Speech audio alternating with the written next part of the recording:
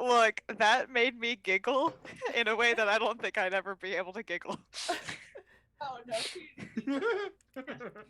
Coming to our Patreon, Dicks and Femurs, a D&D podcast. And subscribe to Paige's Clonely fans. For I'm sorry, but Dixie Fever sounds like a really great podcast name. Oh my god, we should make it a podcast. We just talk about Richards, who are Just talking about bones here. Yeah, we're just talking Yeah, about. we're bones. talking about boning. We're just talking about boning the entire time. Yeah, deboning. What could it be? Sexual boning, bones, whale boning, and corsets. No one knows. No one knows. I'm gonna go get some water. No one knows. Oh Not even my we God. know. Okay, I have a plan. First, I essentially give myself a just a green like a +1 shield, and then I'll just add 2 to my AC when I use the ability to do so. My fancy new shield I got is I can, if I choose to take only a defensive action, I get +2 to my AC, or I can take my shield and stab someone with it. Yeah, why the fuck not? Alright. And it also has magic. Why not? Speaking of cursed podcast concepts, I just had one while I was getting ice for my water. Getting really stoned and reading Jane Austen aloud. Oh Lord. Have you done that? Look, Gotten really stoned and read Jane Austen aloud. Look, I have recently been playthrough Saints Row the 4th, and Jane Austen narrates the story because in the course of the video game, the aliens kidnapped Jane Austen. no. Paige, I've got one better. What? Getting really stoned and reading Edgar Allan Poe. Oh my Ooh. god, yes. No. Okay. Dude, No. such a bummer. Drinking absinthe and discussing Ernest Hemingway and his fucked up life. Look, Oh, look. jeez. It's a task to describe his life sober. Randy Feltface did. Yep. Oh, Enough wait. to play Randy in I this have an idea. What if you get stoned and read Willy Wonka and the Chocolate Factory? Yeah. No, just get stoned. and That's a watch the- nightmare sober. Why would you Or- make it worse? Or Alice in Wonderland? I mean, Alice in Wonderland is the epitome of what happens when you take LSD. I No. took LSD and fell in a hole, not talk to a magic rabbit. No. You know, one of my favorite books is Fahrenheit 451, but that seems Oh, I like a read bad idea. Oh god. Getting Let's lit get some and fucking reading Ray Bradbury involved, bitches. getting lit and reading about book burning. Yup. Yeah, Um, exactly. I have something else in mind, actually. Hmm. Watch party, everyone stoned, watching Doctor Strange. Oh, that's a lot. Oh, Lord. Oh my god. I'm pretty sure we won't make it past the Or- opening. The fucking or- world turning upside down. Or getting stoned and watching Star Wars Visions. Specifically, the Twins episode. I Because was it about to makes say no that's the first fucking one that sense. came to mind. It makes Yeah. no goddamn sense. What? Like, This is the same studio that brought you Kill la Kill and Promare. but at They the same put time, titties in space. but at the same time, why don't we just do that at the meetup? Just get hella high. So what you're Uh, saying is we need to have the meetup in a legalized state. Or a state that has Delta 8 edibles, because Yes. those are completely legal and have the same high effect. I Or similar. wonder if my friend Andy has enough room for us to crash at his place in Michigan. THC he zero is supposedly better and totally legal. Yeah, because here's the thing. He's got like 8 shops around his Starbucks up in Michigan. Damn. So 420 is fucking lit up in Michigan every year. Also, hello everyone. Welcome to Kingdom Chronicles. My name is Turn to Page 394. Here with Aki Obsession, JM Kitsune, Barton of the Midwest, Icarus of Might, Bridgie Lee, Alpha Hannah 5311, and Emin Chief. We are currently waiting on a Bryce Ceciles. He will be with us later on tonight. Did anyone message Bridget that we're live? She's off to the side doing her stuff at the Okay. moment. As long as she knows that we're live. Yeah.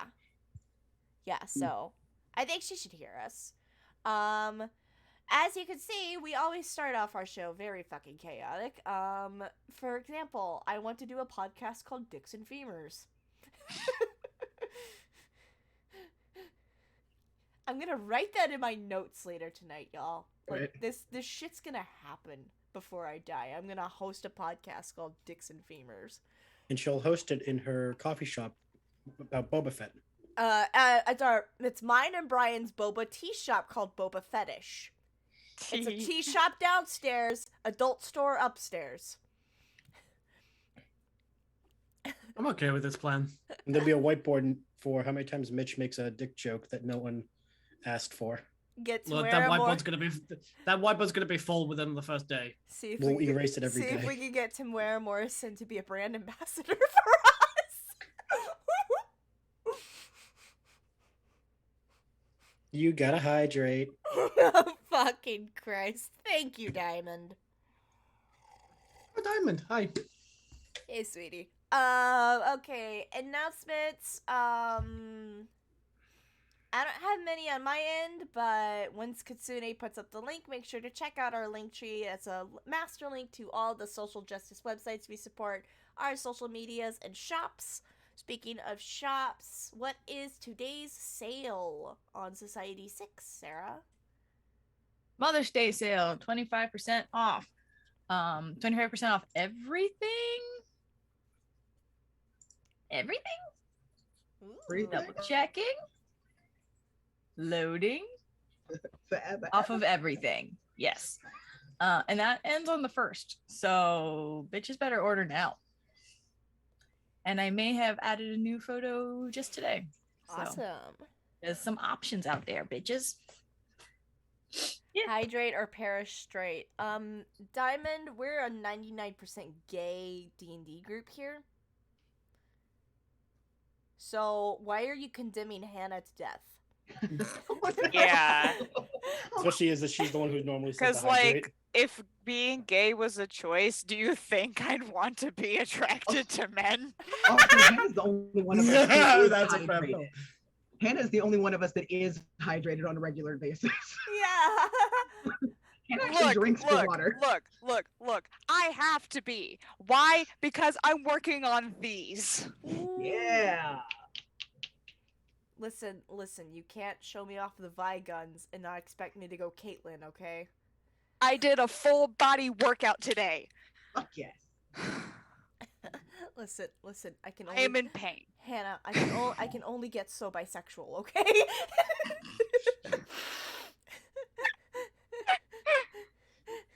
Okay. To be fair, Madness, Hannah will outlive us all. She will. Yeah. She will. This Very is true. why we have to make sure we commission. Yeah. We have to commission her wedding sword before we die, because we all are gonna die Yep. before her. I forgot. I That's did a- it, Never bitch! forget. You, We never forget. Saved that's photos on, for that's on my references. permanent itinerary. I shit you not. I have been saving photos of decent swords for reference. I need to check out the blacksmithing table at KC Ren Fair this year to see if they do commissions. Maybe we could get no panic button.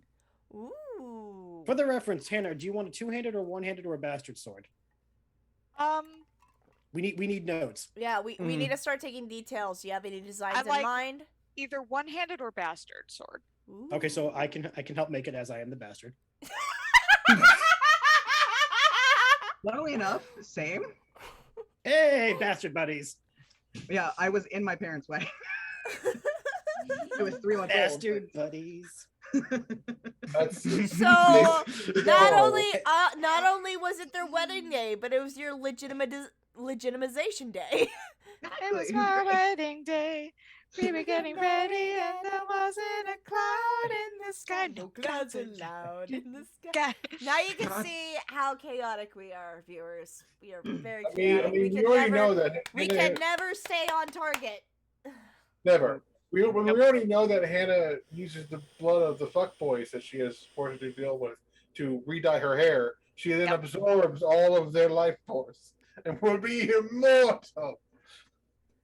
That's right. So basically, you're Queen Elizabeth because she siphoned the fuck out of Philip. She really did. Listen. She's outlived every I use single that. prime minister in her office as well as her own husband. I just need her to take out Prince Charles before she fucking dies. Nah, Boris first. Andrew Okay, first, okay. then She Boris. needs to kill 2 birds with 1 stone before she kicks the can.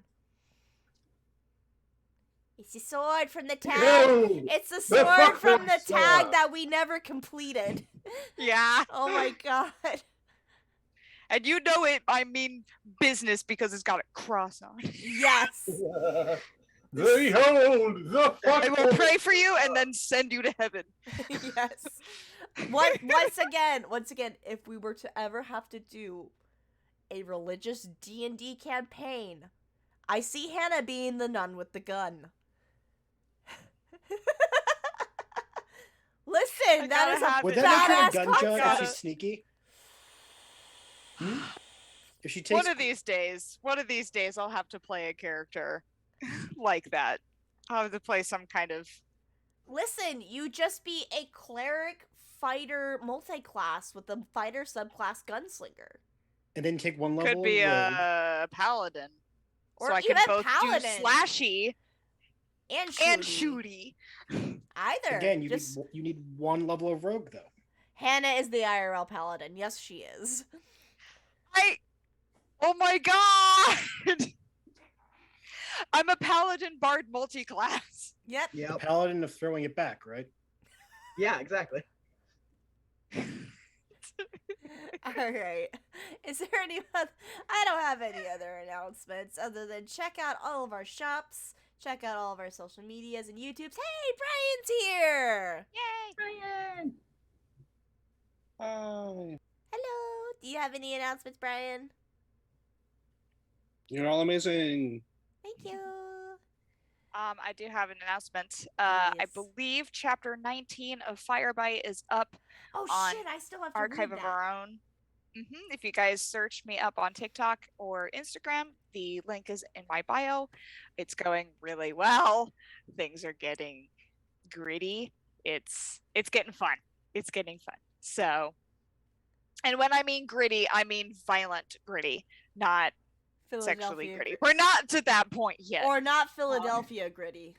I don't know. Philadelphia gritty is very violent, so Philadelphia gritty is very. We don't talk about Is- Philadelphia is- grit. Is Have you been to Philly? Is Philadelphia gritty very sexual though? have you seen the thing? Yeah, I mean, like, just follow his TikTok and you'll see. There's a lot of thirst traps for a mascot on that page. And I thought the Duolingo owl had thirst traps. My Pretty sure it's God. just at NHL Gritty. The Duolingo owl has an unmarked van ready to grab you if you don't do your daily things. That thing is Honestly. terrifying. I don't like it. But yes, chapter 19 is up on archiveourown.org. It is a superhero story. It's an enemies to lovers story between the superhero Firebite and the horribly icy villain Dr. Verglis. And I love them very much. So please go read that. And also, I'm turning 25 on Sunday. Welcome to your first quarter Sunday quell. Is my birthday.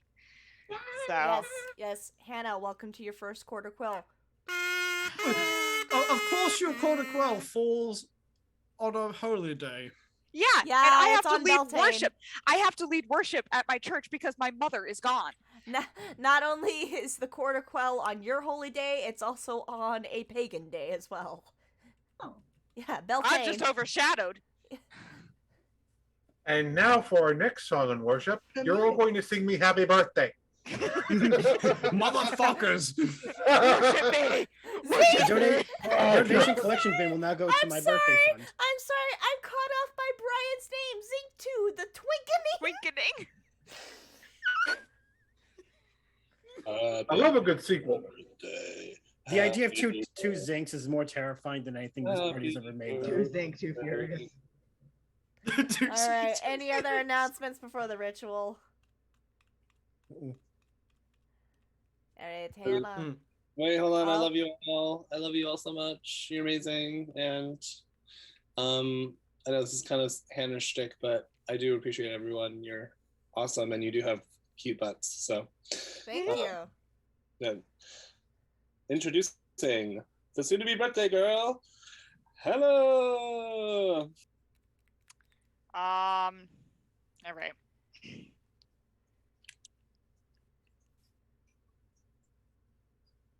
Hi. Alright. You play a little dress up? It's okay to pretend. I don't know who you are or how I came to find you, but may I just say, hi. Y'all are fabulous. Just letting you know. I love you guys very, very much.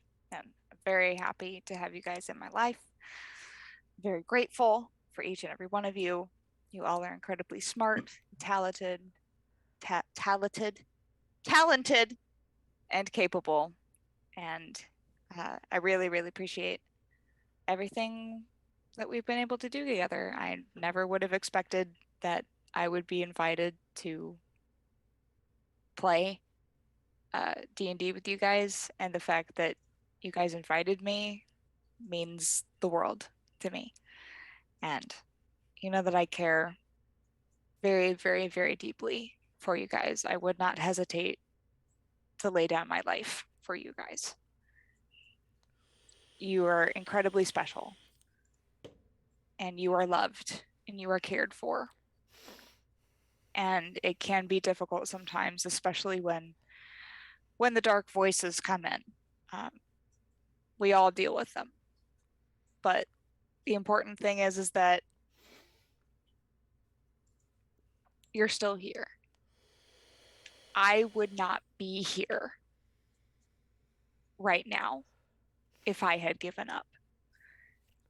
And I'm so happy that I didn't, because I get to spend it with you guys. And I get to have fun with friends who actually give a shit about me, you know? And I'm very grateful that I can, at least in some capacity, even if it's a tiny capacity, feel like I can at least give back with the gratitude that I have for you guys. I love you all so much. And let's play D&D. Sorry, I'm just sitting here remembering how Brian T always used to do this during those announcements. Aww. We still miss you every day, Brian. We love you. All the days. Yep. He's probably watching us from the afterlife being, what are these fuck knuckles gonna get themselves into tonight? What are they doing? What are they doing? Why did Sierra pull her bones out? Alright, if that is it for announcements tonight, without further ado, let us get into tonight's episode of Kingdom Chronicles. Oh, that was off key. If Limp Dick had a sound. I really thought you were going to say Limp Biscuit, and I'm like, yeah, that's accurate. I mean, I always thought it ¿Por qué no was los dos? ¿Por qué no los dos? Also, fuck you, Fred Durst. Yeah. Alright. Icarus, the floor is yours, sir. Yeah. So, previously on Kingdom Chronicles, y'all are on a boat. Sorry. Anyway, last time we had Sierra and Darren sitting in the cabin while he tries to connect with the stone, but he's kind of holding himself back without realizing it because shit's fucking scary. Sierra suggests asking Zinc to cast Identify on it, or if they find somebody else who knows the spell, to ask them as well. And there's a really nice moment between the two of them, like just for them, before y'all go back up on deck.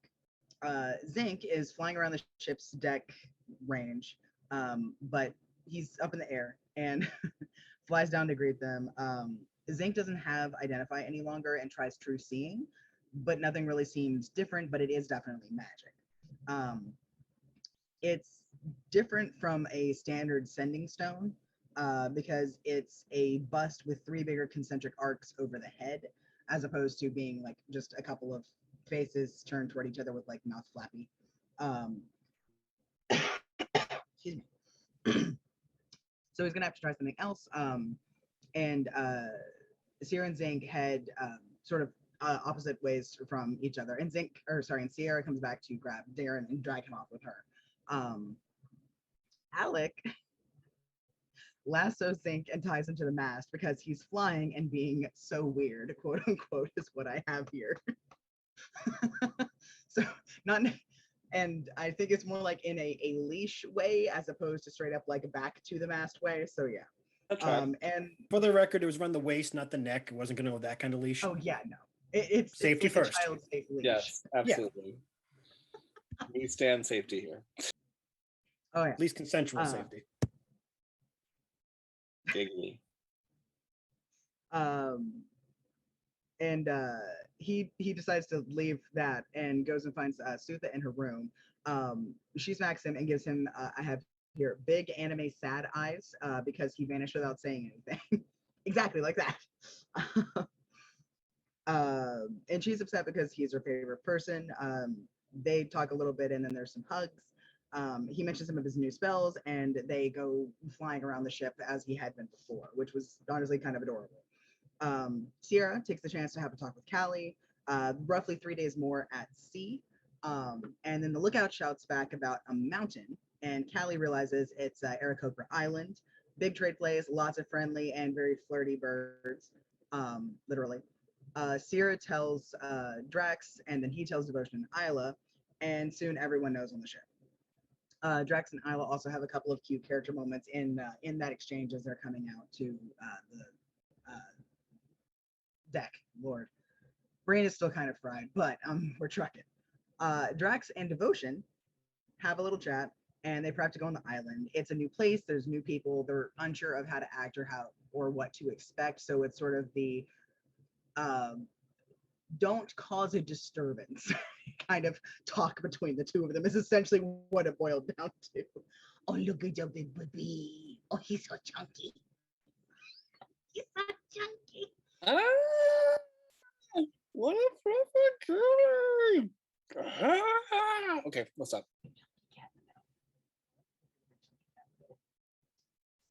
Oh, damn, sorry.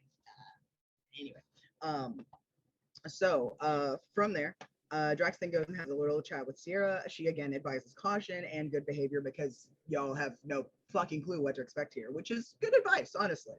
Also a little bit reminiscing about their childhood days. Y'all get to the island and you see the trading setup and get on with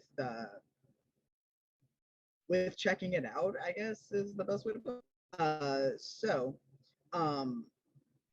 Callie first is going to do a quick restock on all of the stuff that y'all maybe need just in case anything else goes wrong, making sure that there's a couple of extra perishables and stuff like that. Once the crew is okay, she goes to the bar to get wasted. Surprising no one.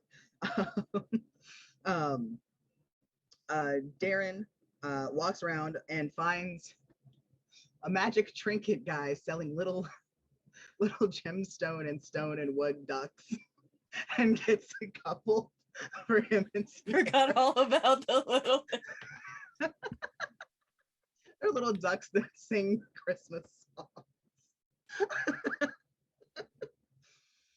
I have so many plans. I'm wondering if I should make one duck sing like if you like pina coladas, but we'll get back to that. It sounds One like duck this. sing what? That once I go, if you like pina coladas caught in the rain. Oh my god, yes, Okay, please. why do I want to get a duck call now just so I could try to hum pina colada into the duck call? Please. Duck Commander, I'm coming for you, bitches! Quackomancer.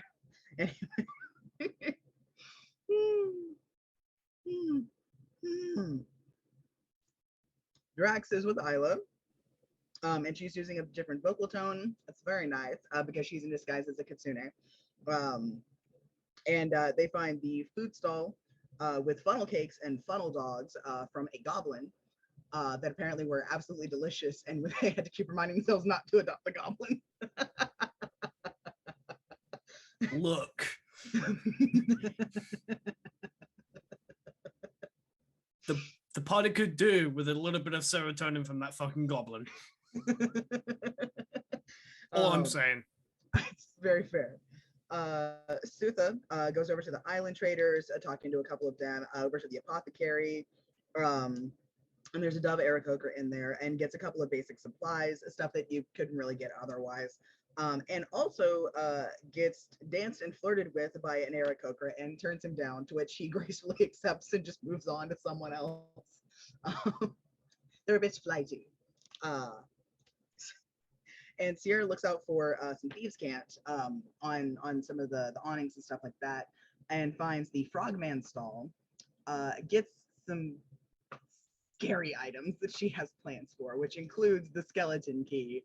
Good Lord. I explained it to the Clonely Friends group today, and I think I terrified them. I had one person ask me, though, if they could have the key, and I was like, I have to talk to Icarus about it.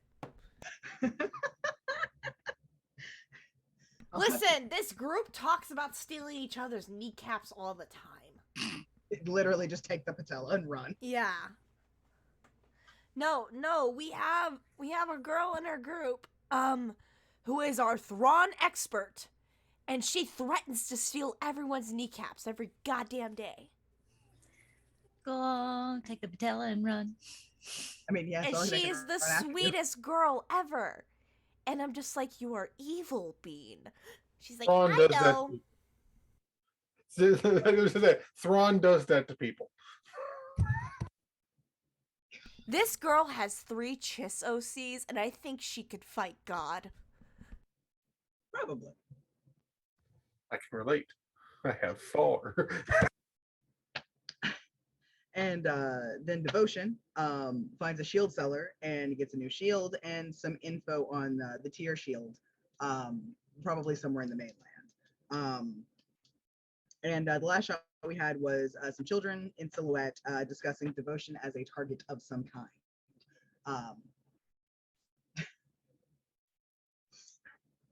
Gotta love children, man. So. He does. It's literally one of his character traits. Yeah.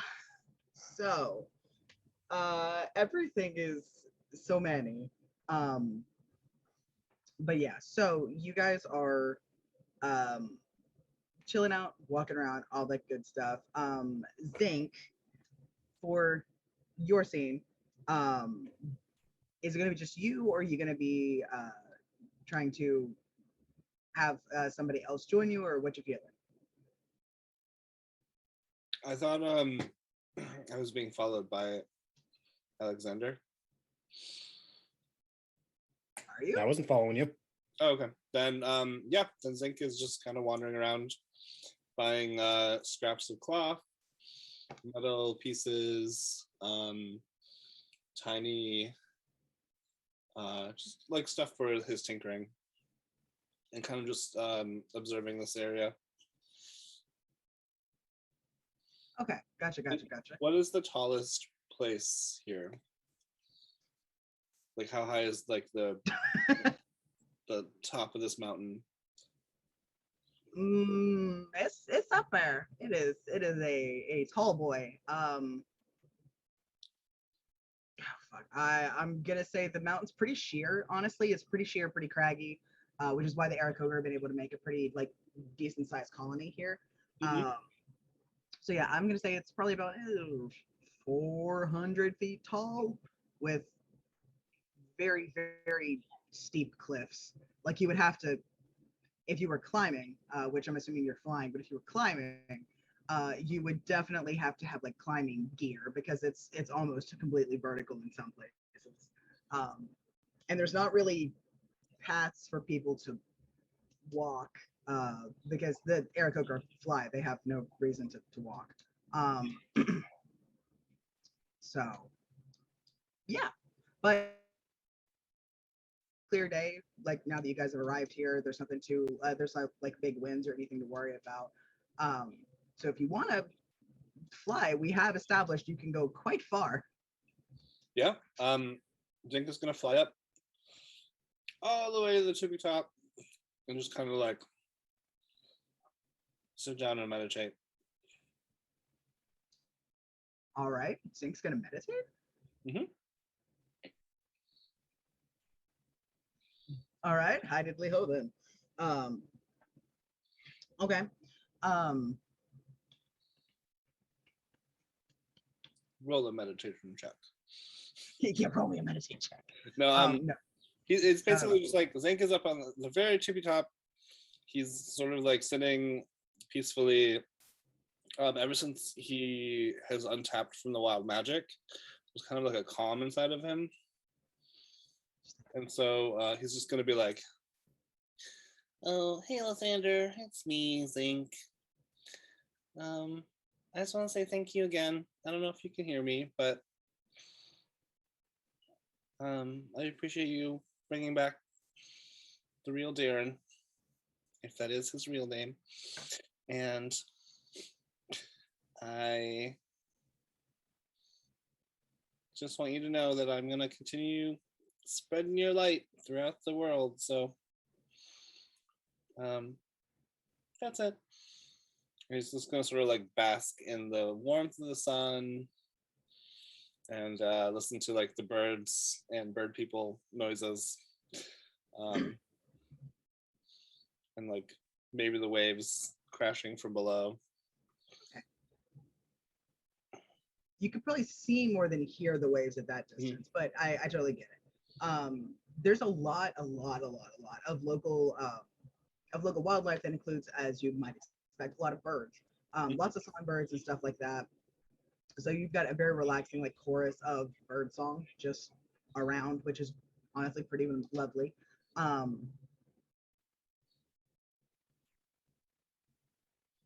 You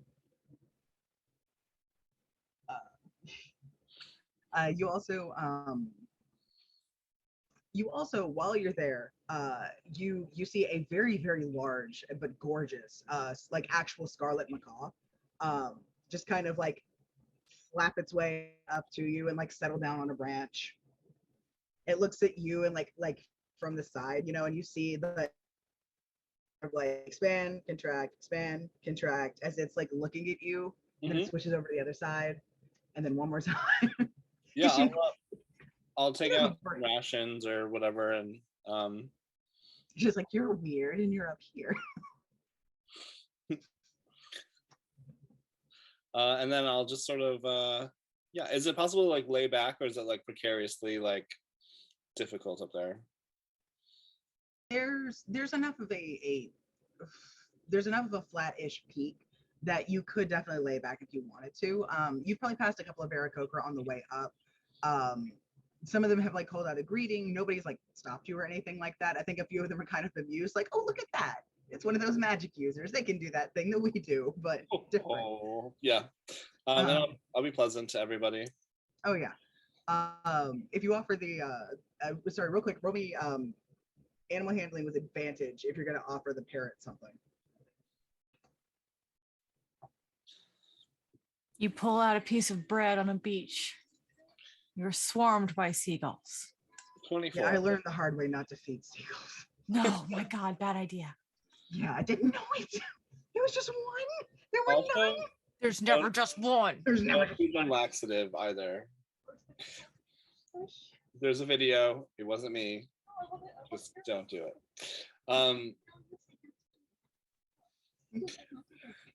So 24 was my high. Oh, nice, good shit. The parrot sizes you up and then like leans its little leggy out, and you can see like the very large talons for the bird. Just reaches out and like grabs the little thing and then brings it up to its little face and goes, and then proceeds to like take small bites off of it. Okay, I'll also feed Gary at this point. Oh yeah, Gary is staying out of sight of this bird. he is like behind you, and every time that he knows that the bird is like distracted, he'll like reach around and grab like a piece of grape in his mouth and then pull it back behind. I'm just imagining him like pressed on my head on the opposite side, kind of like a squirrel on the other side of a tree, like Yes. being chased, and then ducking into the cowl of my sweater. Exactly.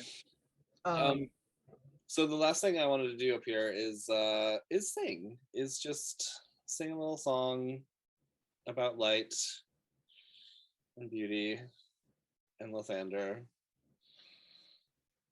That's so nice. Yeah. Yeah, you get like the sun feels a little bit warmer, and you feel a little just like like just a little like breath of fresh air essentially, but like internally, if that makes sense. Mhm. In time to your song, by the way, the you hear the parrot's like doing that thing where he's kind of bouncing along to your melody.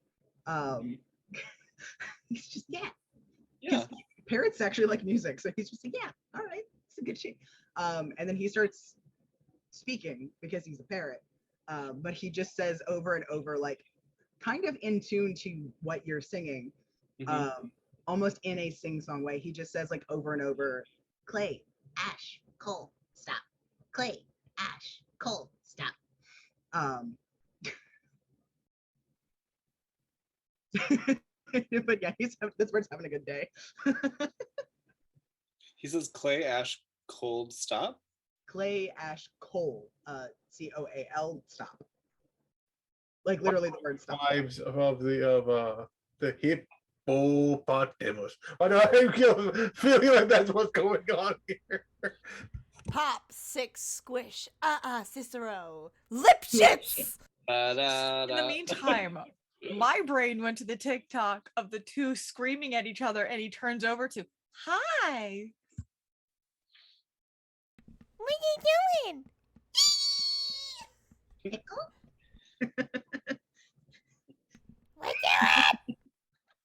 What doing? I love that bird very many. Another one of my favorites is the one he goes, good girl. Yes, Ooh. Stella. Oh, my cute boy. Yes. Stella is a good girl. He is a good girl. He is a good girl. He is such a good girl. Anyway, I love that bird. For a little while, I'm bragging about you. For a little while, Percy actually had a vocal stem of the what doing, and it was really cute. It was very cute. Anyway, why could you throw little buddy at me? Because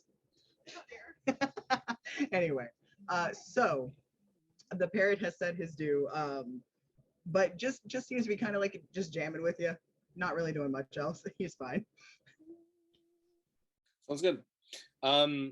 As soon as I'm done with my song, I'm just gonna make a note of that I'll write down later what the pair says, but I'm just gonna sort of like give them another piece of fruit, probably like I don't know, what do we have on the boat, maybe some peaches or something, and then I'll because canning is a thing that's been invented in this world. I will sort of bow and then cast fly again, and sort of like in a spiral descent, come back to I'll just go straight to the ship.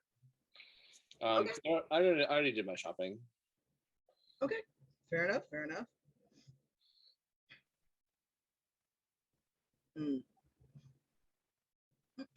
Sorry.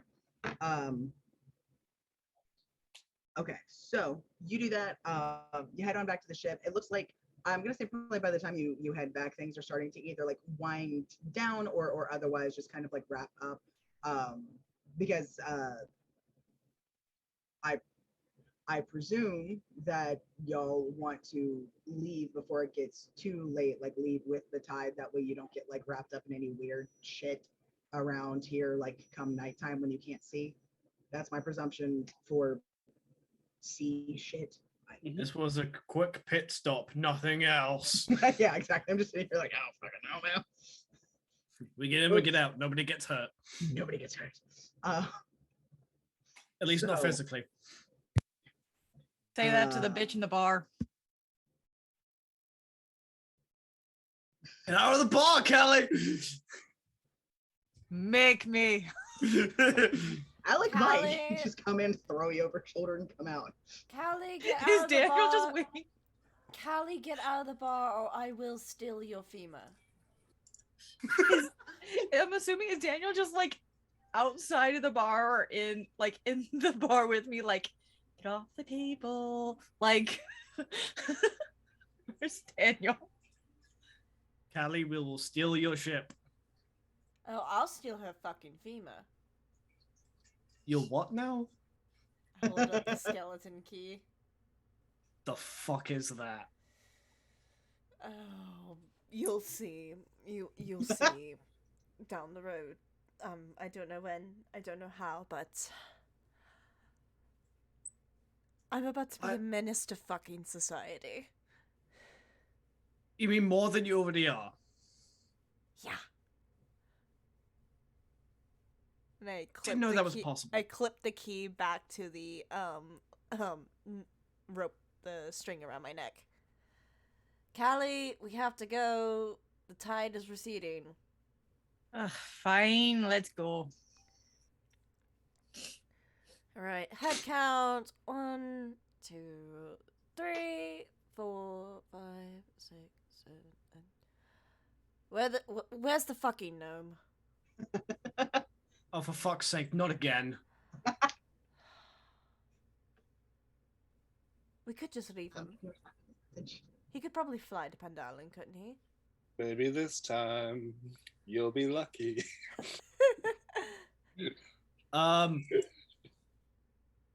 Fuck it. Real quick, roll me. Anybody who's out there, roll me a quick perception check. Drax was literally gonna shout the fuck at the top of his fucking lungs. I mean, you can do that too, but also roll a perception check if you want to. I rolled a natural 5. Alec rolled a 3. He was busy. 1 second. 19. Let me see what my perception is real quick. I rolled a natural 20 for 28 total.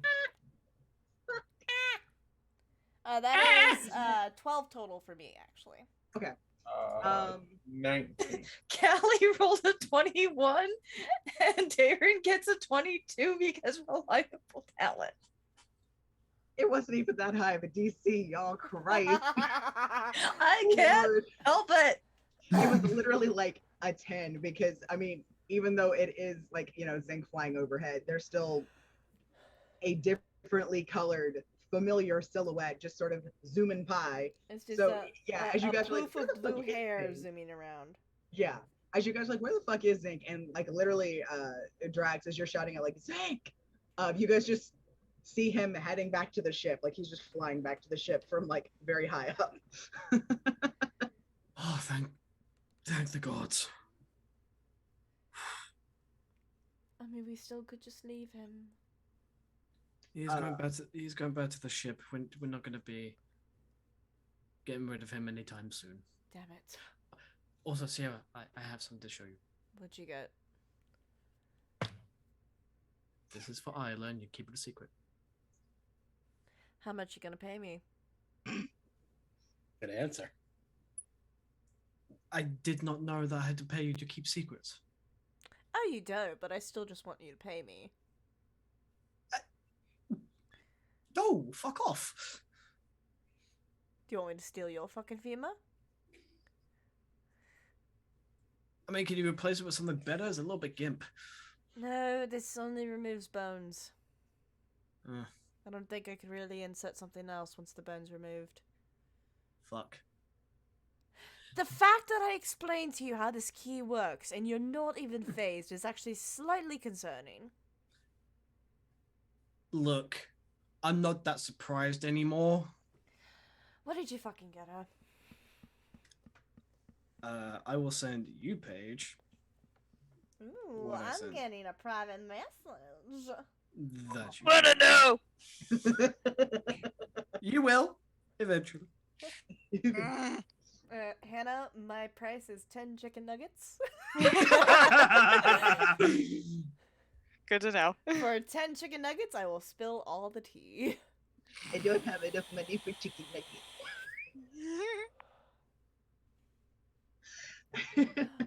Ooh. Yeah, especially Love how it's like, fuck. It's good. I promise. It's good. It's good. Fair enough. Because it's She'll just look over like, Wow, wow, wow, wow, wow, wow. Is that the frustrated husky? Yes. oh, No. I didn't know she started learning mimicry. Again, I'm not surprised with anything by this group at this point. Well, But- I will say your taste has gotten better over time. I'll agree. Yeah. God? Yeah, it's just a random frog nearby sitting on Yeah. a barrel. Wow. That is a big frog. Oh, I've seen bigger. He literally sold me this key. I'm surprised he didn't have a banjo, though. Ding, ding, ding, ding, ding, ding. Why are there so many Songs songs about about rainbows. rainbows? What the hell? Alright, and Sierra just goes, so, are you giving that to her before she takes over the throne or after? Before, I figure she might need the boost in morale before going into this shitstorm of a situation. Well, Plus, she'd look really nice in this. oh yes, she would. I mean, she looks nice in anything already. Mm-hmm. I love her new outfit though. I do too. Hey, Hey, I can look, I just can't touch.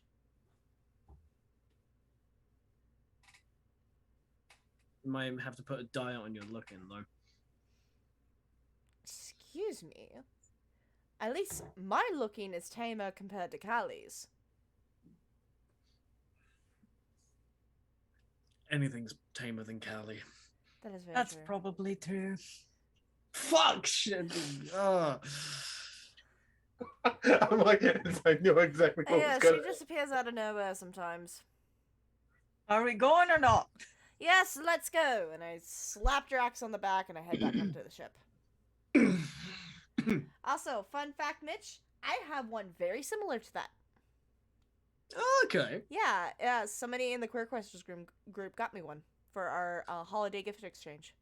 Oh, nice. Hannah has no idea what I'm talking about, but she just go yee yee yee. But yeah, Jax will head to the ship along with the others. Same. Actually, before boarding the ship, Sierra will just wait for Darren to arrive. Just He's make not far behind. Yeah, I'm waiting and walk up on the ship with him. Okay. Did you find anything interesting around the stalls? A few things, yes. How about yourself? She holds up the key. Your smile makes me concerned. She's gonna lean in close. I can steal people's bones now. Why did I do this to myself?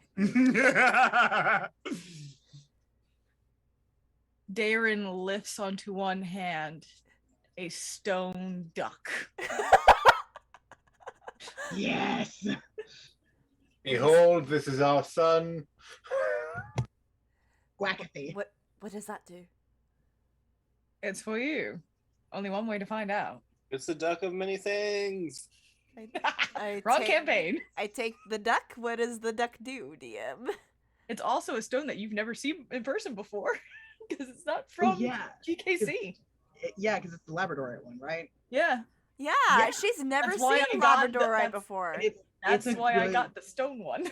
It's a good and gorgeous example of Labradorite with the actual Labradorescence in it, like that big, good, like blue-green flash. I have never You know seen what a stone like this before. I was told it's something called labradorite. Never seen it around the kingdom. It's not I s- from the I s- kingdom. Oh, really? Interesting. So it's just a stone duck carving?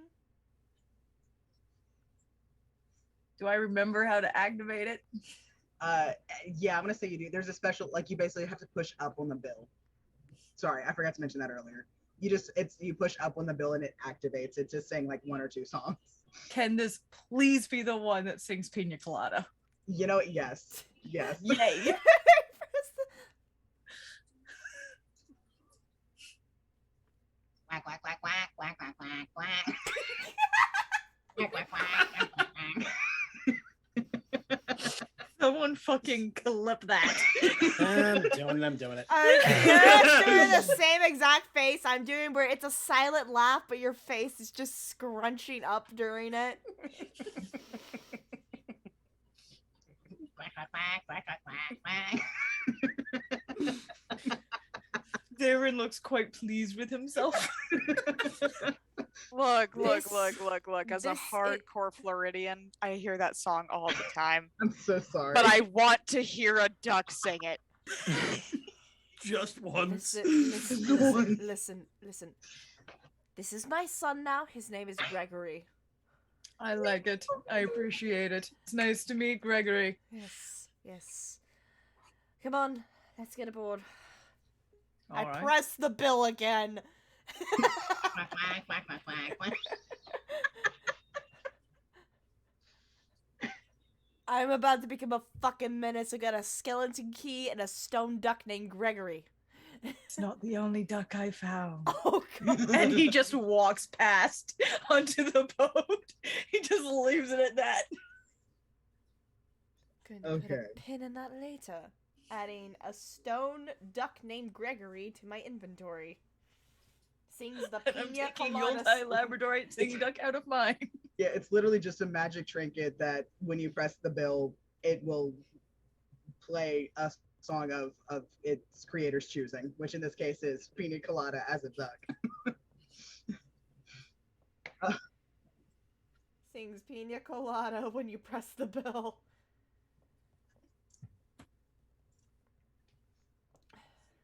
Okay. So, you guys are heading on back. Y'all ship is at the end of sort of the thing of it. Along the way, you see Alec, who you see Alec, who looks probably pretty pleased with himself, honestly, but just walking along. Sporting a And new hood. huh? He's sporting a new hood that wasn't on the jacket beforehand. Walking along. The first thing he did was put that under his coat to make it look fancier.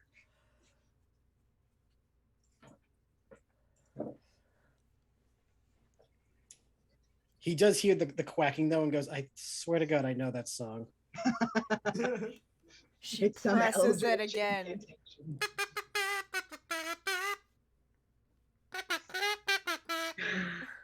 Just stares at Darren. You're bunking with that for the rest of the trip. You know that. I provided it. He's like, I know what I'm about. Alec just walks on the ship. I don't understand these Westerners.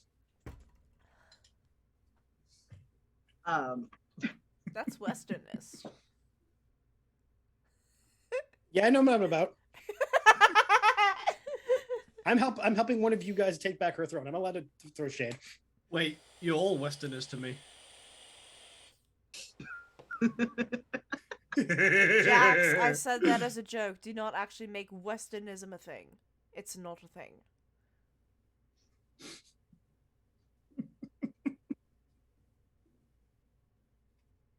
I'm proud of myself. Alright. We're all back on the ship. So as you guys are walking back over the ship, specifically Devotion, you feel a tug on your arm, I'm guessing, like as it's just kind of hanging down. And you see a child. roughly 8 years old, kind of dirty, really, really big brown eyes, very, very like tanned and freckled skin, like he's always on the sea lord. And that kind of like streaky blonde hair that looks like it's definitely like literal, actual, natural highlights from always being in the sun. Um, but you see this kid like looking up at you, and you think maybe you saw him earlier. There's not many like kids around here, but you're pretty sure you saw him at some point earlier in the day, like getting like a kebab or something like that. Um, and and the kid has got like these big wide eyes, and he's of course tilting his head way back so that he can like look up at you. And he's like, "Wow, you're really tall. Are is all of this real? It's so shiny." I'm inside checking the child. Okay, would devotion legitimately think to insight check a child? This is devotion, who is paranoid as all fuck. He's just like, yes, very shiny. Yes. Look, he has two kids who pulled the same shit to try and get something out of him. It's like, Daddy, did I tell you how much I love you? What do you want? He has an 8-year. He has an 8-year-old girl. He knows this. He knows this game. My papa. There's an insight of 26. Okay, the child definitely wants is something. He looks a little skinny, a little too skinny. And but he's sort of like looking up at you. He definitely wants something, but his attention is wholly focused like on your face. So you're not sure. Maybe he's just gonna. He might be begging for something. He might ask you to like get him a meal or something. He does definitely want something. But yeah, so he's looking up and kind of sees you kind of assessing him, and like drops his gaze and kind of puts his hands behind his back and shuffles a little bit and kicks at the ground some. I was just like this little shit. As soon as I knew I got caught, I'm not doing nothing. And he's like, and he says, "So I know that you're a big and strong adventurer, and you probably do a lot of like big important stuff all the time. So I was just wondering if it would maybe be okay if I could ask if you could offer a poor boy just a single silver so I could get a meal for the night." That sounds You- fucking rehearsed. You're just listening to this going like, no, you got all the words right. No, that's good. He's looking at this kid like, he gets this kid look at his face. This is the look of this kid's face. He's making it very clear. The kid looks at his face. This is a dad face. I'm just like, This is what a parent looks like. He's looking at this kid. It's just like,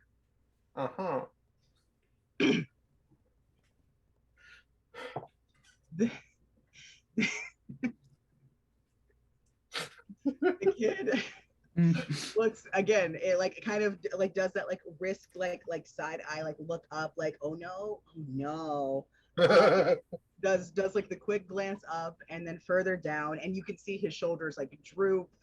You can see him kind of hunching a little bit, and he goes, "I know it's not very becoming for someone like me to be begging, but you got to do what you got to do on the ocean, and I kind of really need some actual food. So I was hoping that since you seem to be a big shot, maybe you'd have a silver to spare."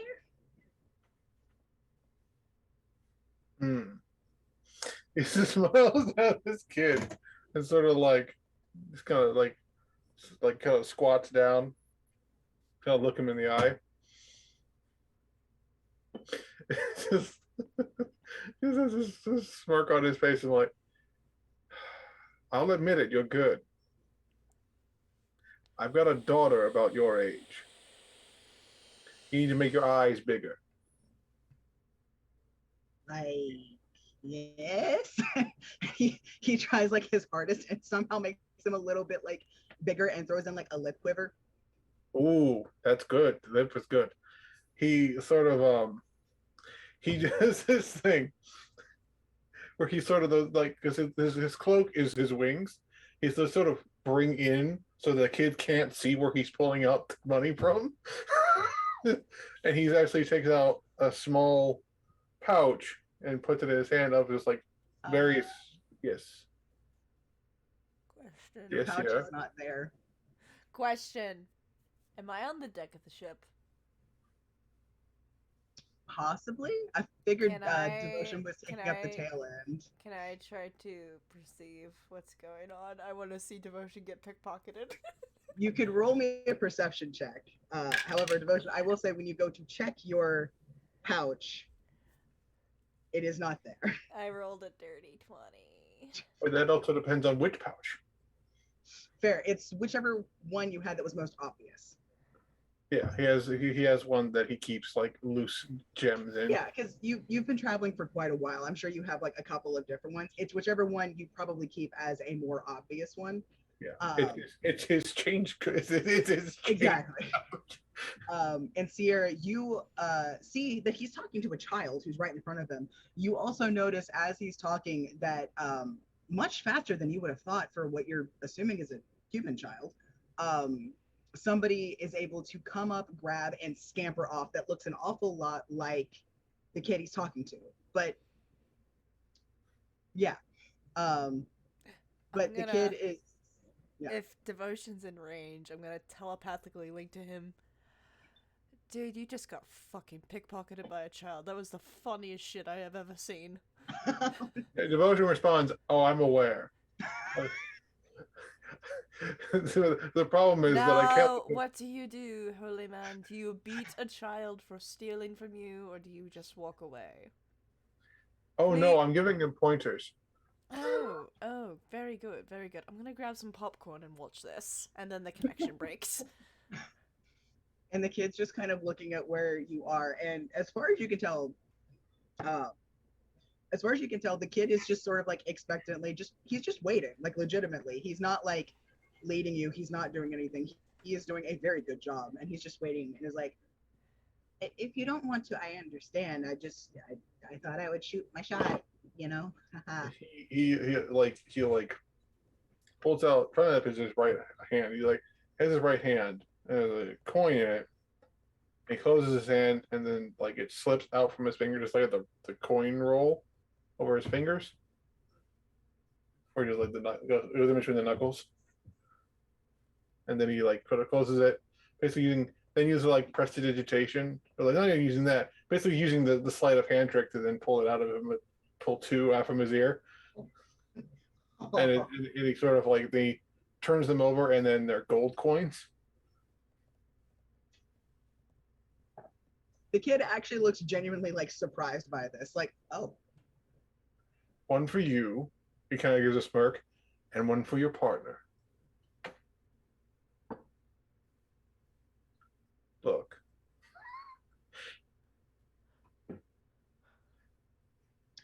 There's enough various and sundry gems and change in that to last you for probably, depending on how much your kids actually eat, if you actually eat. Kind of, he is very much the scolding father tone of you should eat more. That should last you for a couple of months.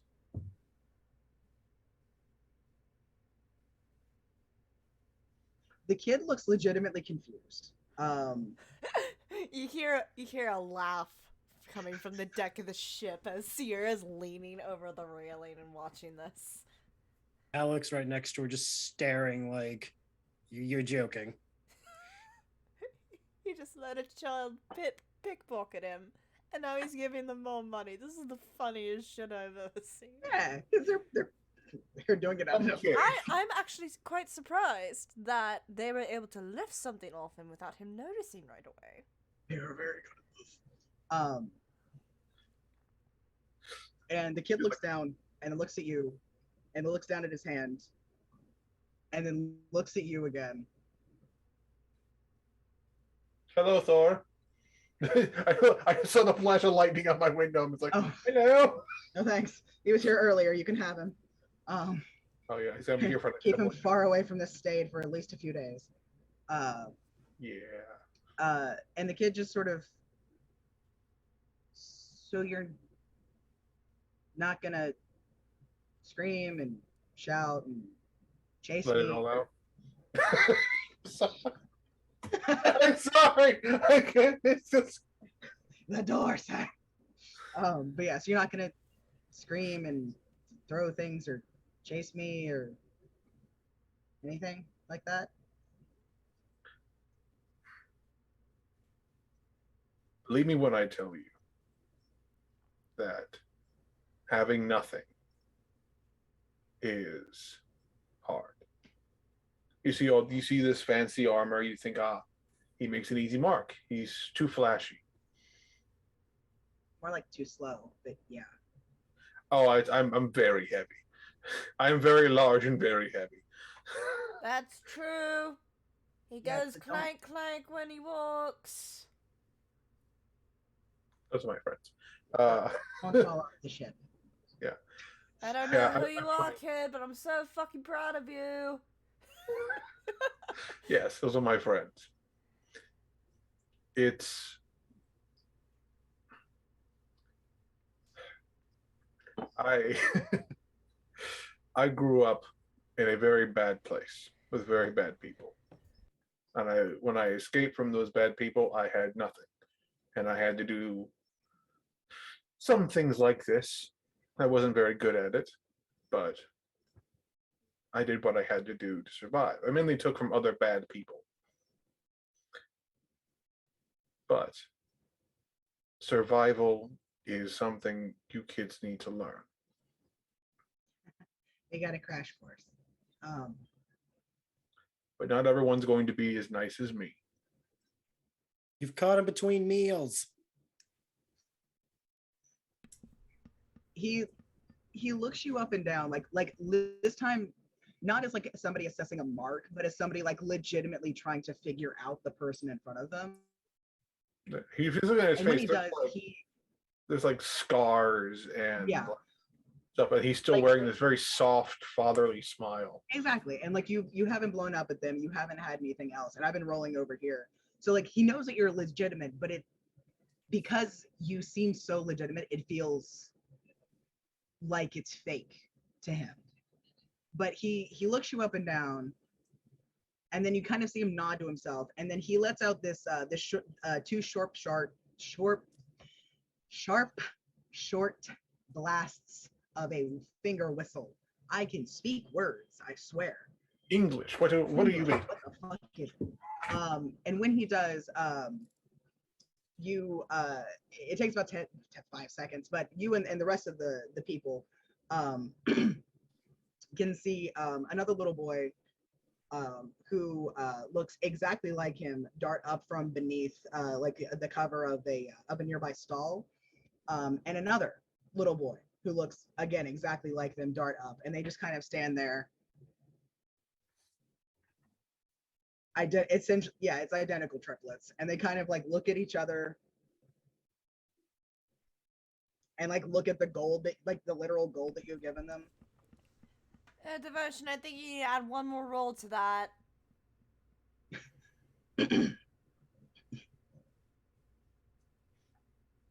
At least said we did good.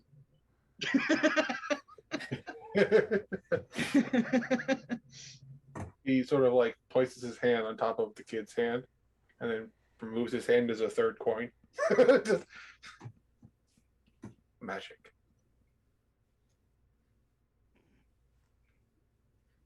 Do you want it back? We can take just this, but do you want your actual stuff back? Like I said, even between the three of you, those coins will last you months. Coins, and it's mostly silver. I think a singular platinum piece and some various gems. Their eyes almost bug out of their head at this, though. Stay together. Be smart.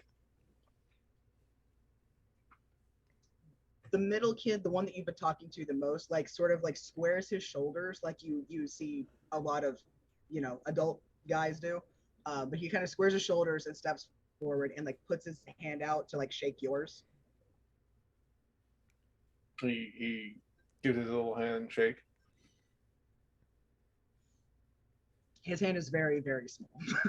He's just like there's a Tiny. tiny handshake. I'm gonna come back here someday. Maybe in a few years, traveling with my family. I'm a father, and I have a little boy and a little girl who are about your age. And I hope by the time I come back next, a few years, I might run into you three and see if you've made something a little more of yourselves. Eat Yeah. well, protect each other, and remember to survive. They are all nodding like little bobbleheads. He gives him he's like a little pat on the head, and then he turns and he's like he thinks for a minute and he kind of smiles back at them, and then just flaps out the wings and then takes off and then flies back towards the ship. You just hear a chorus of delighted shrieks.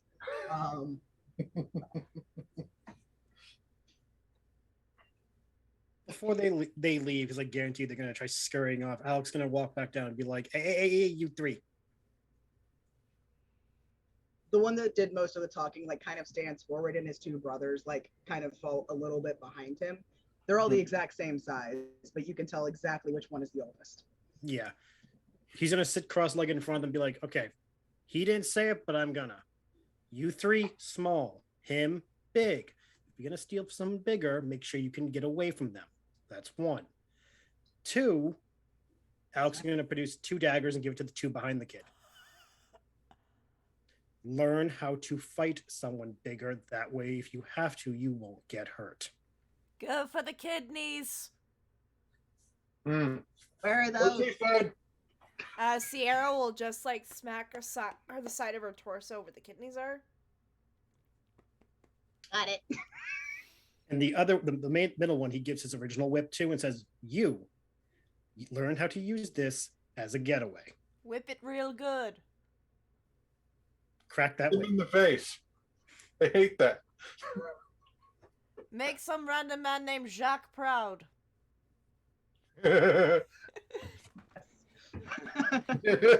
I love him. I saw him in Bristol one year. It's great. Oh my god. That's gonna go on TikTok later. I fucking know it. Oh yeah. Incredible. Drugs They- do it all. They kind of nod, and they're giving you they're giving, honestly, like you, Sierra, and Devotion, who I'm sure is like landed over on the ship now. They're giving us very, very considering, very thoughtful looks, just overall, and just kind of generally nodding. And from all of you guys, what you can see that they are well known enough that the various adults around here that are obviously like a ship crewman, all that stuff, or the various trade ships here, are looking at this interaction with varying degrees of like annoyance, like, aw, here they go again, that kind of thing, and also just pure indifference. There's clearly staples around here, for lack of better word.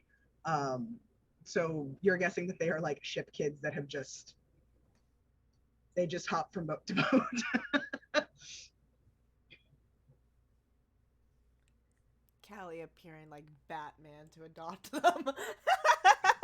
Yeah, Devotion had to restrain himself. He's just like, Alpha, call the guy. like More like they- Daniel, call the guy. he just takes out the sending stone. Are you Yeah, that's saying ignore. that Daniel is Alfred? Daniel's probably the only sane one on that ship, so yes. Yeah, that's fair. Yeah. But the kids nod at what you've done. They very carefully like put your essentially your gift of weapons away.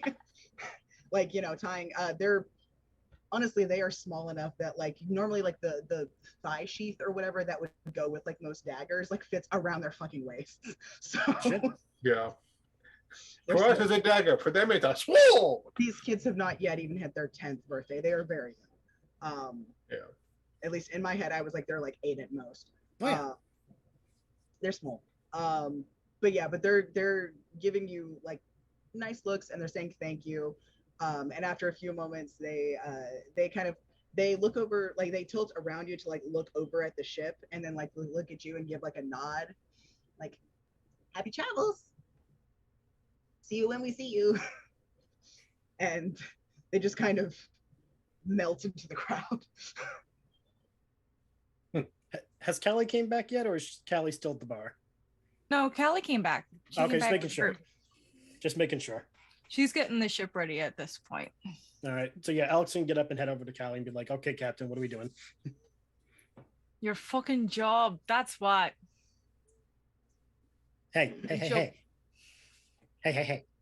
I just saved you from having 3 little dock urchins coming on board stowaways and stealing from us. No more fucking pops. She turns to the group and just yells out, "No more fucking pops!" And then goes Pops? back to working. Is Daniel a fucking joke to you? What the hell's a pop? Pup. Oh, pup. P-U-P. It's what she You- calls Okay, kids. sorry. I heard- You are a pup. I heard pop. Daniel Sorry. is a distinguished gentleman. We had to wait 13 weeks for him. You and your brother were considered pups when you first joined us. Oh yeah, Daniel is still called Pup every now and then, and he knows it. Oh yeah. Uh, Term of endearment at this point. So real quick, where is everybody going to help out with the boat? Like who's staying above deck? Who's going Jesus below fucking deck? Christ, Thor. Sorry. I'm feeding you too. Yep. Visiting everybody but his champion. I think Mitch is frozen. Nope, he's No, he's there. not. There he goes. Oh, it's No, you just were still very for too still. long. It's like you had your arm up there for a while, like your arm's gonna fall asleep. I will help with hauling the line.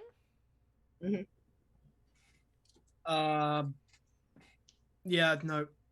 Drax is strong. He'll just help with the heavy lifting, and yep, we'll help Sarah in hauling the Tap line and all that. tack line and help him with the anchor pulley.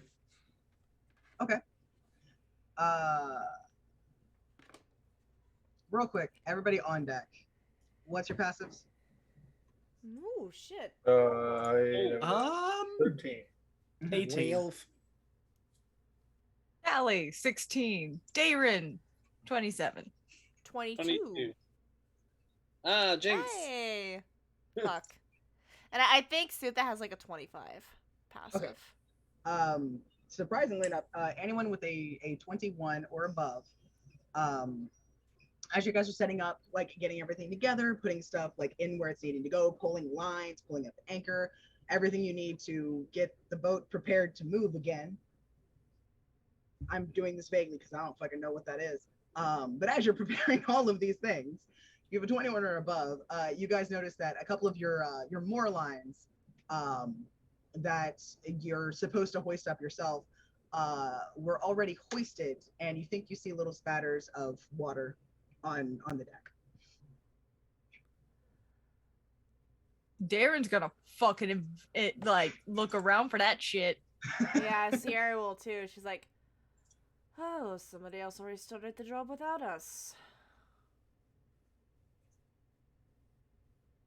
Sierra, if you'd Excuse like to me. make a survival check to try to track where the water droplets are going. Ooh, Drax that's a being- natural 19 on survival checks. That makes Oh, it 26. Dirty 20. I was gonna say Drax is nearby. He will assist. Maybe he could get an actual 20. Let's see. It is worth a try. 26. Nope, still just a 26. That's fair. Mhm. Fine, man. Yes, Thor, you have a very pretty light show. I'm trying to play D&D right now. So, Don't fucking So- argue with me. I hear you. Sorry. so Sierra, you notice that it's that the water is essentially the shape of footprints, and it's definitely more than one set of footprints, and they are very small. I'm gonna follow the footprints. By the way, Zinc is in the bird's nest, so it's not Zinc's feet. He's just chilling. Devotion. Who noticed? Who noticed nothing? It's just pick up box, move over here. Pick up box, move over here. Yeah, I think Out of the way. I think Sierra and Darren are like just following these things. Well, Darren is following Sierra, who's following the footprints. But you track them down. The stuff kind of dries up fairly quickly, but you have a good idea of what you're looking for. And it takes you over and down to the hold. Once you're down in the hold, real quick, make me an active perception or investigation check. Which one am I gonna pick? Also, Bridget, you look really lovely. Thank you. That's Oh, an okay. 11. Go, Queenie. Ah. Aaron, Very pretty. what? I'm actually really, really disappointed with it. 29? Why? 28. 28. Gotcha. And Bridget, you look really I good. still think you're beautiful, Bridget. Yeah, you're pretty and stuff. Even Thor thinks you're pretty. That's why he Is it okay if I cut in for like a sec? Yeah, go Yeah. ahead. So, the whole palette is supposed to be the whole line is supposed to be based off of Sunday Picnic. So there's a lot of like cherry pie, chocolate cake, and like peaches and cream and stuff like that. So, what color do you think the palette is? It's supposed to be like warm and like warm reds, browns, yellows. maybe You like, think?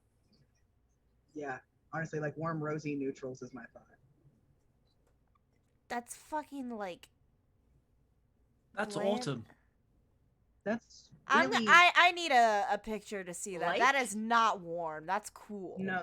Those are really muted neutrals. Yeah.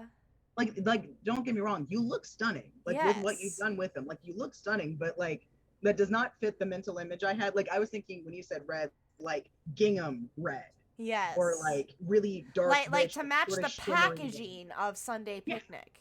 I was at least expecting red and beach. like at least Yeah. one color Oh. to be that, and maybe like a shimmery white to go with it. I'll send you pictures. Okay. Thank you. Yeah, because those look really, really muted. Oh, now you finally decide to bring the rain, Thor. Thank you. We've been waiting only 3 fucking days with humidity out the ass. If my internet suddenly cuts out, y'all know why. Yeah, I hope it doesn't. Mostly because I also don't want your power to cut out either, and that could suck. Yeah. Drax is still tugging the line. There's something. Oh yeah. No, Hey, Drax, you Sarah, did a grand job tugging that line. Yeah. But Drax is like, hey, Sarah, you mind pulling up some? Fuck, she go. She went to handle something else. Fuck's sake. Yeah. Going So down in and the investigate the hold. So in the hold, Sarah, I'm gonna say you were just distracted trying to find like additional like either water or like a more definitive trail, Uh-huh. and just didn't notice the thing that Darren did, which I think is honestly probably just the glint of evening light off of the clasp of fucking the buckle that for the sheath that they were just given, but behind some fucking barrels, you definitely see a familiar dagger sheath on a very small person.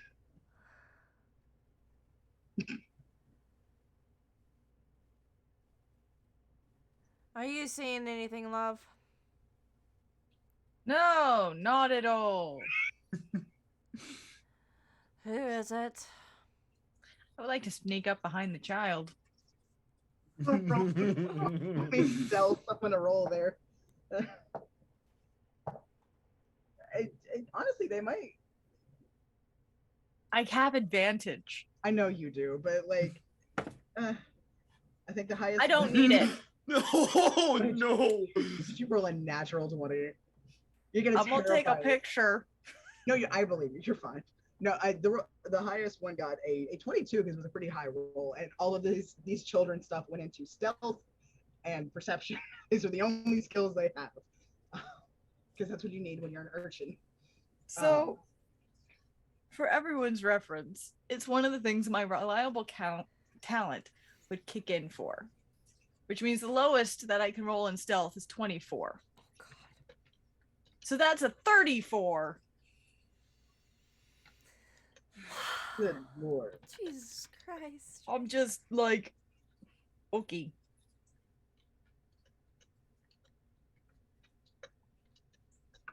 Did I Okay. sneak up on the children? You do sneak up on the children. All of them. I swear, if you're gonna do a Vax with So- And knock you out? Kylan, No, that is not what I'm going to do. So let me just tell you what you see, and then you can tell me how you react. So you sneak up on the kids, however you prefer, and you can see that they're all like huddled around and like doing a quick count of like, no, but there's this and this and this. That's like 200 something, right? So that should be enough for us to buy a ticket and say that we're here for realsies. And then, so As this conversation is happening, and I am directly behind the small children, what I pull from my bag a small wooden duck. drama around Jingle Bells. And I just flick the beak.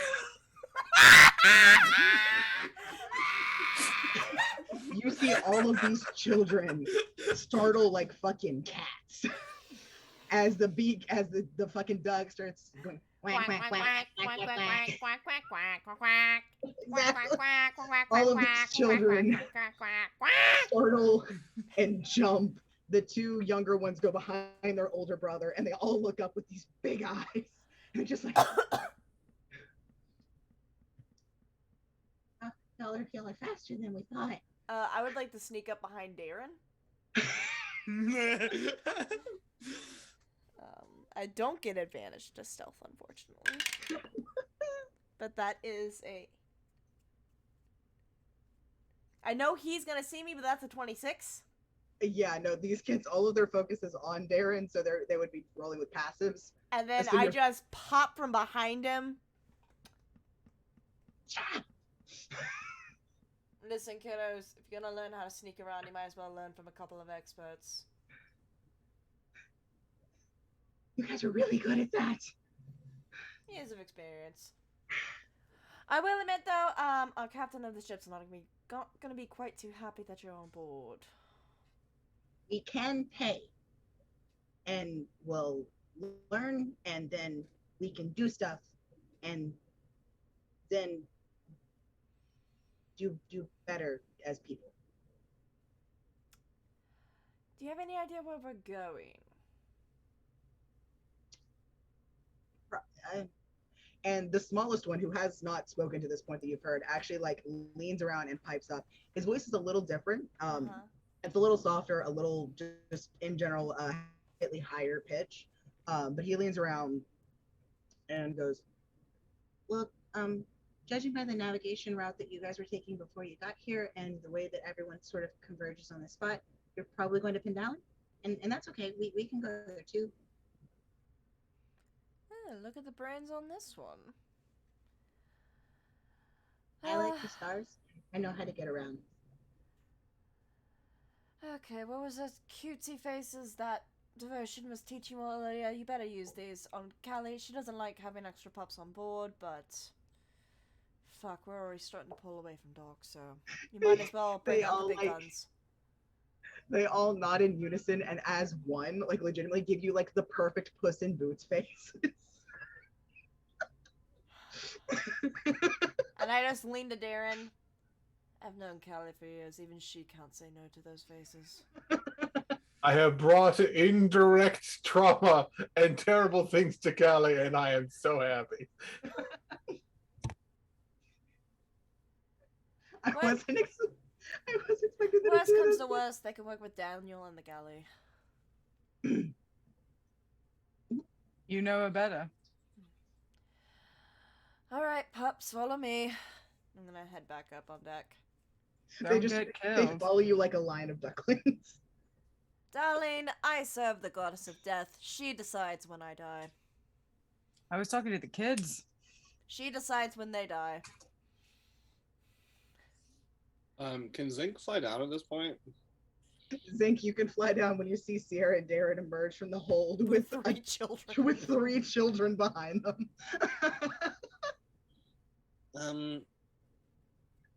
Forgive me if I'm wrong, but that's a little fast, right? These aren't your kids. Zing, What can I say? I have that- mad skills. Ah! What? Devotion's like, I'm busting a gun. He sees that, he hears Zig, he just like, ah! I'm gonna fucking kill that gnome. I'm gonna fucking kill that gnome. I'm gonna fucking kill that gnome. Do we have stowaways? What's going on here? No, we've got 3 temporary crew members. Oh, did we check with their parents to see if it's okay for them to come on this adventure? I don't know. What did your parents say, children? Do you have a speak with dead spell? Oh, Zink, you really made them go there. Oh, I The actually rogues. have resurrection. Wait, when the fuck did you learn resurrection? I don't know, sometime recently.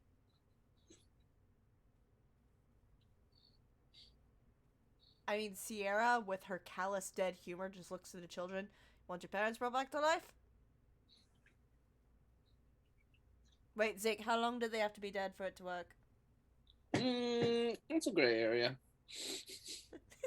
I'm just, Bridget looks up at I'm that. just watching these kids during this whole conversation to get any read of reaction of it. I think. Oh, I need the body. That's right. But a century. That's not too bad. They're all just they're doing what I'm doing, just All right, yeah, let's go talk to the captain. Let's go talk to the captain. You get to meet our How captain. about you talk to the captain and I'll get them something to eat so they don't have to deal with a vicious mouth. I'll go with you. All right. I'll go talk with Callie. Devotion Let's is get food. scarce. Just like, I'm gonna go be out of the way over here. I go I to would- find Callie.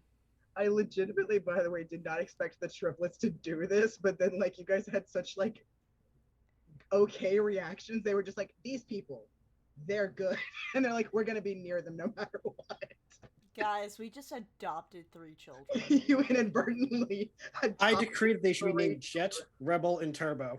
I I could have could've been been Turbo. That's why. The first image in my head of these kids is just like, my God, we're They doing have- tails. They're Eric Coker. They're literally Huey, Dewey, and Louie. I love it. They really no, are. they're human. They're human. Oh, they're human? Oh, They're okay, they're human. just an Eric Coker. No, they're humans. Like they were. Okay, but you still brought out a duck figurine. You can name your ducks. Of course I did. Alright, I gotta find Callie. Okay. So, let's just resolve the triplet thing real quick. So Callie is up, I'm guessing, with the ship navigator, just plotting courses. That's what you do before you sail at night, right? She just kind of leans on a table. So, Captain, Yeah. what if I were to tell you we've got 3 new crew members? About yay I'd big. have some concerns. About yay big, and she kind of like puts her arm out to the size of the triplets.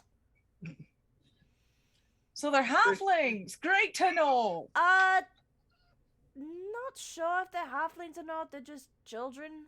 So that there. That's what I Yeah, did not want you to pups. say. We've got Alec pups. is taking like giant steps away from Callie, realizing what Sierra is saying. Like, No, Fox boy, get back over here. You're a part of this I conversation. tried to get rid of them. No, I you tried to get rid of them. enabled them. You gave them daggers. to and get a whip. rid of them.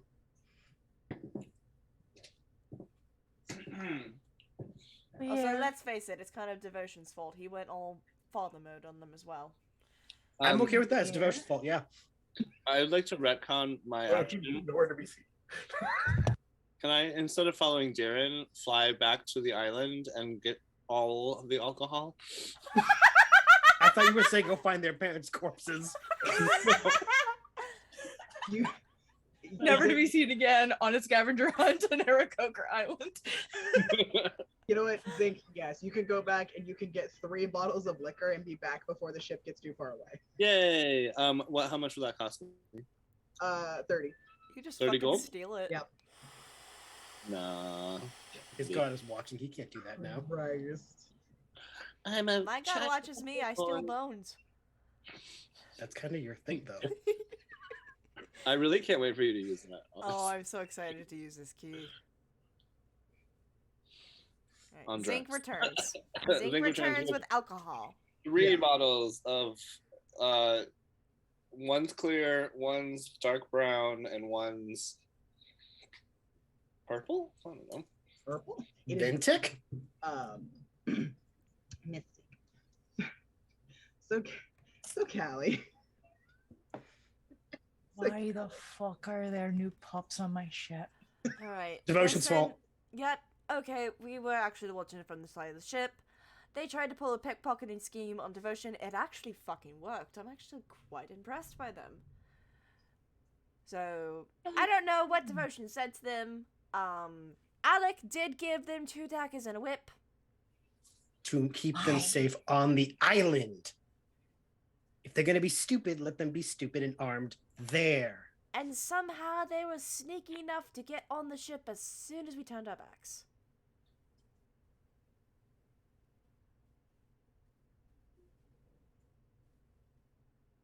I mean, think about it. Next time we port somewhere, if you want something stolen, you can send the 3 of them out to get it. They are very fast and have sticky fingers.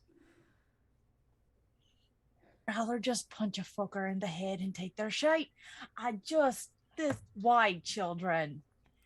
Oh, come on, Callie. You're natural with kids. No, I'm not. Daniel grew up with you. And look what happened to him. He's still alive because of what you taught him. Really? For now. He wouldn't be alive today if we hadn't found him and his brother.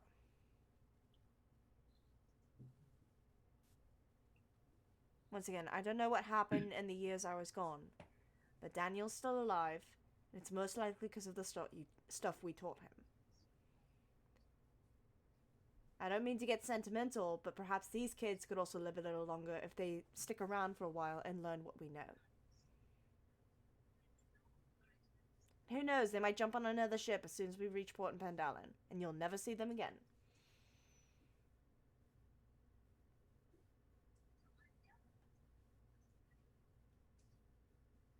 Where exactly are the little ones now? Oh, Darren took them down to the galley to get them some food. You're feeding them? Oh, it was Darren's idea. Daniel's gonna get attached. There's a gremlin joke in there somewhere. It's before midnight. If they stay on the boat, they won't get wet. No, they were already wet because they had the tracks of water. Yes, but now they won't. Now that they're in the look, I didn't actually watch Gremlins. They're gonna He's multiply. a Bob. Look at the chungus. Such a little chunk. Look at little chungus. I love him. Aw. For the record, Callie, in the kids' defenses, they can't be worse than Drax. I've known Drax for years, that is very true. You owe me. Me or her? Yeah. Yes. Hey Callie, I got you something. Zink, if it's another child, run. Sierra looks up to see that Zinc is holding the olive branch that they need. Here's some food. I would like to give Zink assistance if he tries to roll for diplomacy. I am the alcohol gnome. Why is the blueberry floating? He's magic. He flies. Right, but why is he floating above my head right now? Get down here. Okay. Get down. Voila. Spirits.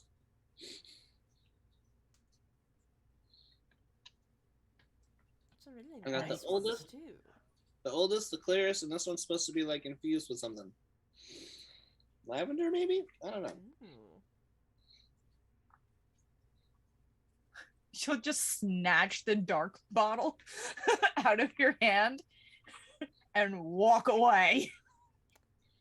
I think that went well. Yeah, that went a lot smoother than I thought it would. So we're gonna go down the galley and save the kids from Daniel. Oh no, Daniel is going to like immediately adopt them. That's my point. Do you want to get there before Callie does?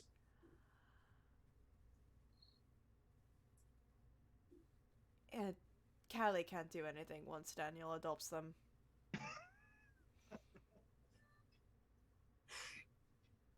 Do you trust Darren with kids? Is he good with them? I mean, he didn't kill these three. You were within arm's reach.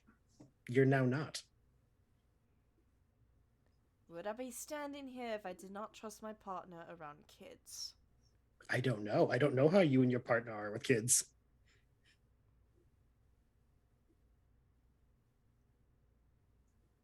Why do you want to know? Because we have 3 new children on the ship and Callie has alcohol. We'll make sure they stay away from it. Okay. Alec Listen, walks off. I raised my kid brother. I'm good around kids. Shit, Also, I grew up around Drax. He's older than me, and I feel like I still raised him too.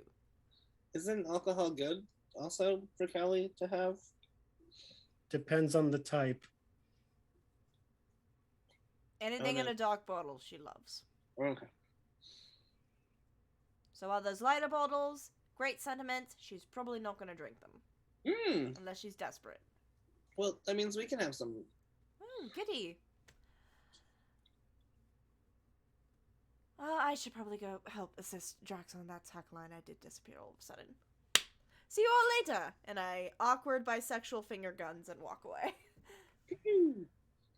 Incredible. Oh man. Hiding in his room on the ship devotion is just going.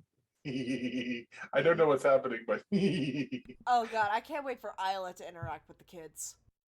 Mm-hmm. like maybe Just so you know, Sierra goes up to that attack line. It is finished, fine and proper, and Drax is nowhere to be seen. I would like to roll for sus. There's no skill for that. Perception there is. That's Or okay. insight. That's an 18 for insight. I mean, you can tell that the work has been done completely. Like no shortcuts were taken. It's been done, and most likely since it's done, he's gone either to another station to assist, or may have gone to the galley to get some food. Oh, look at that. He's showing he can learn new things. And I just head straight down to the galley. Work's done. We're heading out to sea. So in the galley. By the way, quick thing, Isla, where did you go after you got back on the ship? I was about to say, because like everybody kind of abandoned her. So, she's now that she's back on the ship, she's probably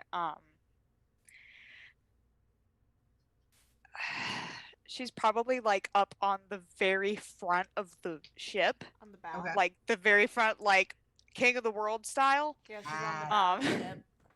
And she's just standing there and watching like the waves and feeling the breeze and It's so just nice. being like, ah. So legitimately, Isla, you now know because it's trickled through the grapevine, if nothing else. If nothing else, from like conversations with traders throughout the day, you know that this island is roughly 3 days away from Pindown. So you know that you guys are roughly 3 days away from Pindown. How you feeling? How you feeling about that? Mad nervous. Like mad nervous. So that's why like she's like pretty water. Pretty water. The breeze is nice. It's okay. Stay calm. That is entirely fair. Funnily enough, speaking of pretty water, we got one of those like star galaxy projectors, and it does like watery looking effects on the ceiling. It's fucking great. Highly recommend. It was like $20 on, or $28 on Amazon. Nice. Because I couldn't find a direct seller. But yeah, so you see, I looked, I promise, I tried. There was not a direct seller within my I know, I'm sorry. I hate pesos. So while you're up here, you see a couple of really pretty things. It's getting like toward the tail end of dusk, so the sun is starting to go down. It hasn't fully gone down yet, but it's setting and it looks quite lovely off to the side. East, west, yes. Sorry, lovely off to the side, the west side of the ship.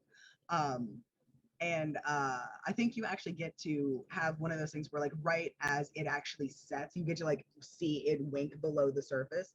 And right when it does one of those things that I know is a very rare sea phenomenon where it sends up a little like a little green like flash. Green flash.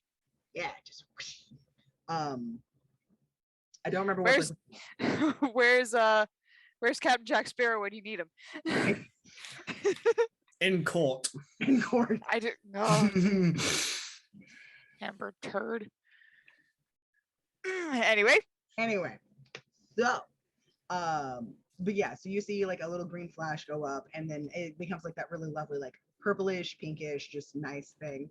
You've had, honestly, all in all, you've had a pretty good day. You were able to like walk around with Drax. You were able to take a little bit of time and just relax without anybody knowing who you are or where you're from because of your disguise. And as far as things go, honestly, it was probably one of the more restful days that you've had so far. So that's nice.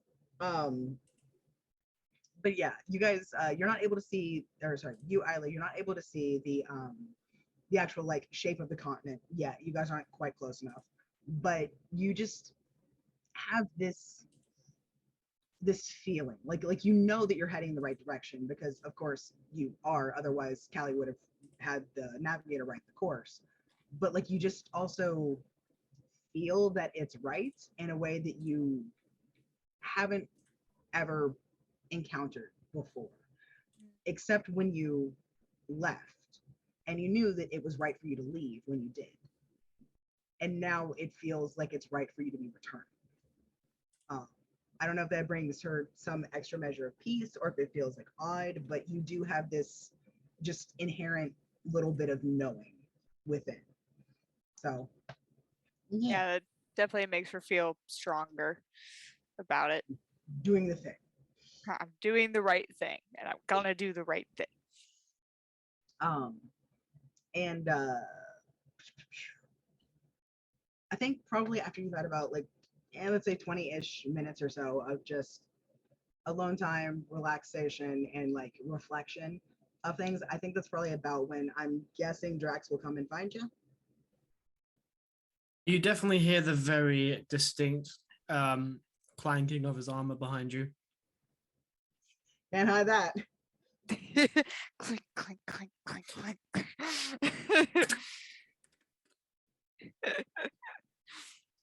He's not trying to be stealthy.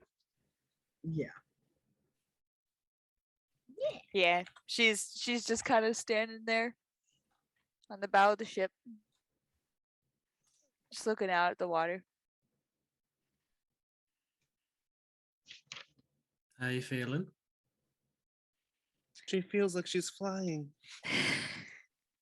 I need to know these answers. Anyway. Did you hear that, Isla? You just see a ship pass by. Barbie is on the bow of the ship. That's just Into the Unknown playing over and over.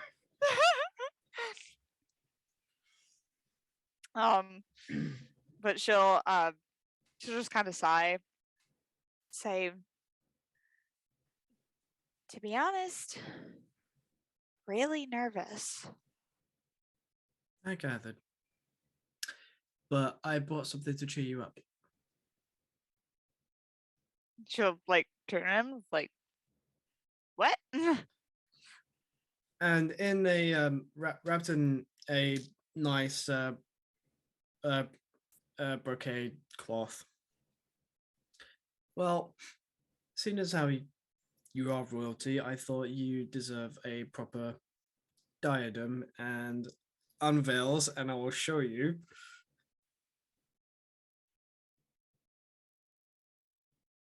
Stop. Stop. No. Hold on. Refuse. I need to try and find it.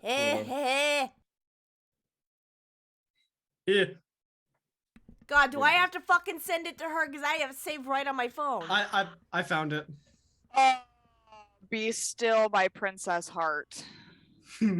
Oh, that's really pretty. For those of you who are curious. Oh, I was gonna drop it in the main chat. Yeah. Oh, it's beautiful. My God. That is so pretty. But yeah, he just kind of does the little. She's gonna be like, I promised myself I wouldn't cry, so thank you. Kind of takes it and places it on her head gently. She like kind of secures it on her head. Like, fuck, I'm a princess. Not just a princess. You're a warrior princess. And a pretty badass one at that. Thanks. Speaking of which. Yeah? Now that you are fully armed, and he unsheathes his sword, are you ready for another lesson? Sure, if you're ready to learn.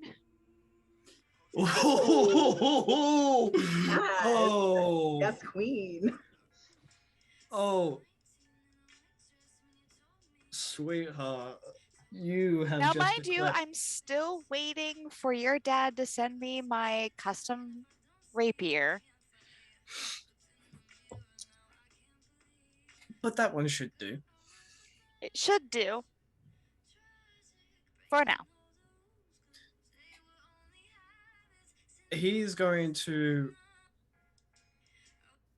have a sort of one hand and have a shield out.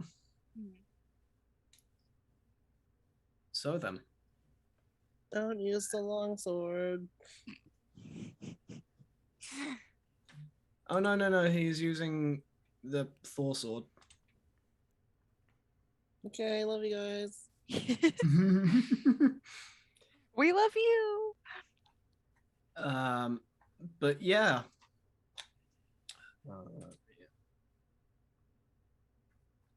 Kind of like readies himself in a stance. Okay. I'll say for the sake of the lesson, it'll be just a round of just best of 3 in terms of competing attack rolls. Of course, it's all non-lethal. You're not actually going for blood here. No. But best 2 of 3. Who am I? Not. But yeah, best 2 of 3, and it's an actual like attack roll, so it includes your proficiency and all that stuff. So as you would normally make in battle, you're just doing it with the equivalent of like blunted or like pulling your punches, kind of. Like it's like the flat side. Exactly. All non-lethal, shouldn't actually draw blood unless you like, I don't know, maybe if you get a crit then you can like go a little too hard, but who knows. So straight rolls or with mods? So use with your your- modifier for the rapier. With your modifier, your proficiency. Yee. So just 3 rolls. So Okay. round 1, roll. Okay. Drax. 22. Oh, 17. So he wins by a little bit. It's probably like one of those things of like getting into the rhythm of it. You probably go. My to- rapier doesn't have a great modifier. That's fair. But you probably go to like swipe out or something, and he just catches you right like under your guard, kind of thing. So, okay, round 2. Wait, it's a finesse weapon. You can choose between dex or strength. I mean, cough, cough. 23. Natural 20. Nice. Okay. Well, that 20 you automatically win, even if yours is higher. Unless you also got a nat 20, Drax. No, I got natural 19, but the Thor sword has a plus 14 modifier. Jesus Christ! How? My rapier has a plus 3. Because 1, proficiency, 2, Right. the homebrew I gave you, it's basically a plus 4 weapon. Okay. You approved this. You I approved know this I homebrew. did, but I don't know why I don't remember. God damn. How are you getting a plus 14 though?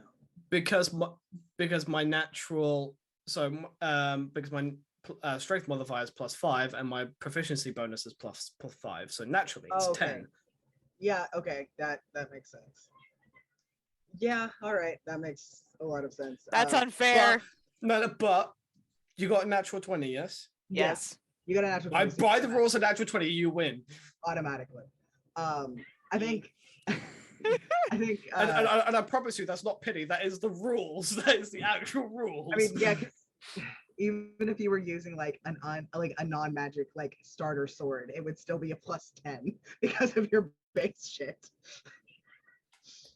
So like, I imagine you get like a chink in the arm just like where the ribs are, and It's like one of those moments where he's like swinging or something like that, and she just happens to slip in and hit him right like Just in the chest. good hit. Well, I'm smaller than you. I kind of have to be slippery. Alrighty. although to be fair, if you can win against Drax, you can win against pretty much any enemy I can throw at you.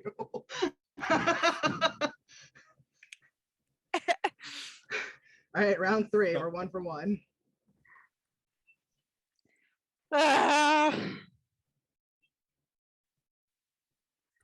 What'd you get? I still need to roll. What's that? I want to hear yours first. Not good. 9. 9 total? Yeah. I got a natural 1. Oh, all right then.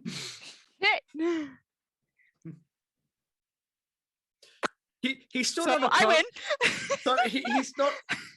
I would say he's still not accustomed to fighting on a boat, for one. Sure, yeah. Probably that. Honestly, it's probably that, and it may also be to a point because like you've been fighting with Isla a little bit, and you know that she's progressed, but maybe you hadn't tracked just how far she's progressed.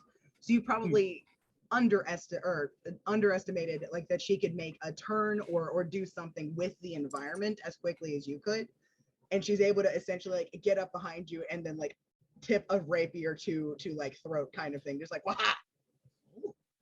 It's like that. Okay, all right, It's that like, gotcha. okay. You can like with the one finger just points away. Okay. Easy. Close shave.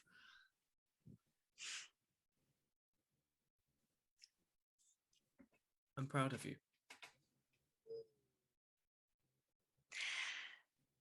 Say it again.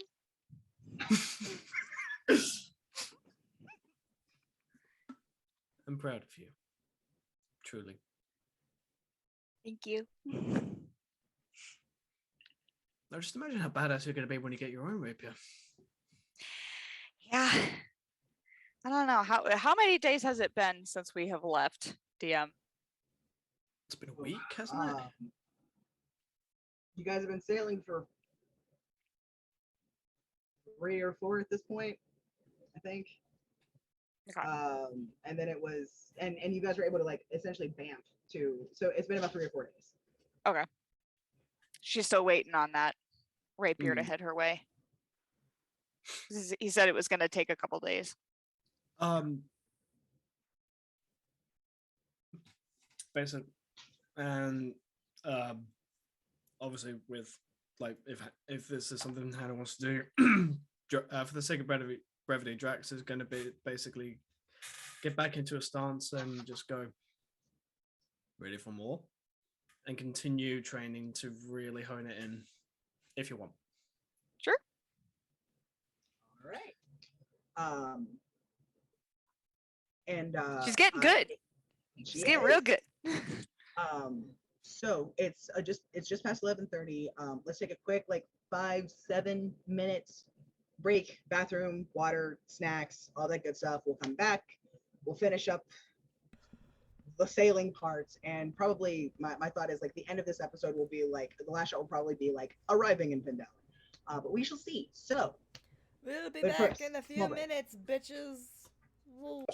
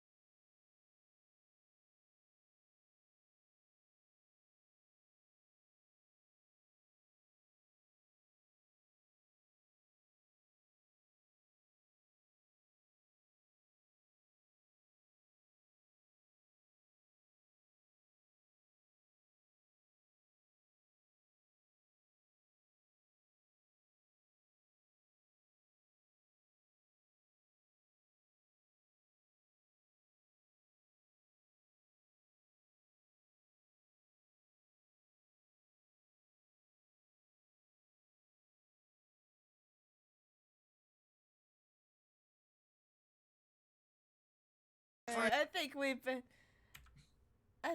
away long enough. Let's get this back.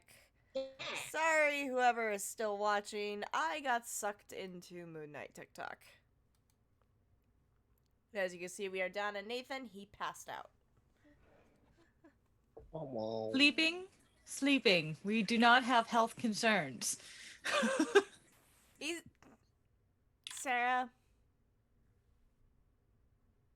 Listen, none of us actually take care of ourselves, so it is a direct possibility. Okay. Yes. Alright, we are back on the internet.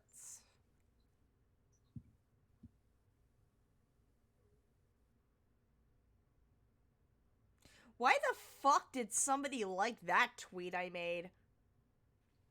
I made that 2 years ago. Weird. Okay, so 2 years ago, I tweeted National Geographic drained series drinking game. Take a shot every time the narrator says, for the first time, daylight, and we've drained the ocean, sea, lake. Trust me, you'll get fucked up on the first episode. That sounds like the time that I made a drinking game to The Lion King, which was just drink every time someone says king. That's great. Don't play this game. Don't Do do one it. better. You Avatar will drinking. not.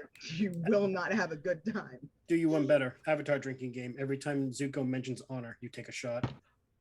Look, the liver transplant waiting list is too long. Or if Katara gets emotional, you take 2. Or mentions her mother. That's 3. Or Toph makes blind jokes. Well, for that one, I think the rule was finish your drink. No. Finish it Or- without laughing because the joke is good. Yeah. Or anytime they mention the Avatar's age. Oh my god. Yeah. Yeah. Cabbages. My cabbages! My cabbages! I think the cabbages definitely needs to be a finish or drink one. No, because cabbage Yeah. is cabbage is just a swig from the bottle. Because you're drinking for that man who wishes he could drink, You but are. knows One he's for in a me kid and show. one for my homies. He knows he's in a kid show. He can't Pour one drink. out for the cabbage man. Pour one out. My cabbage corp. Alright.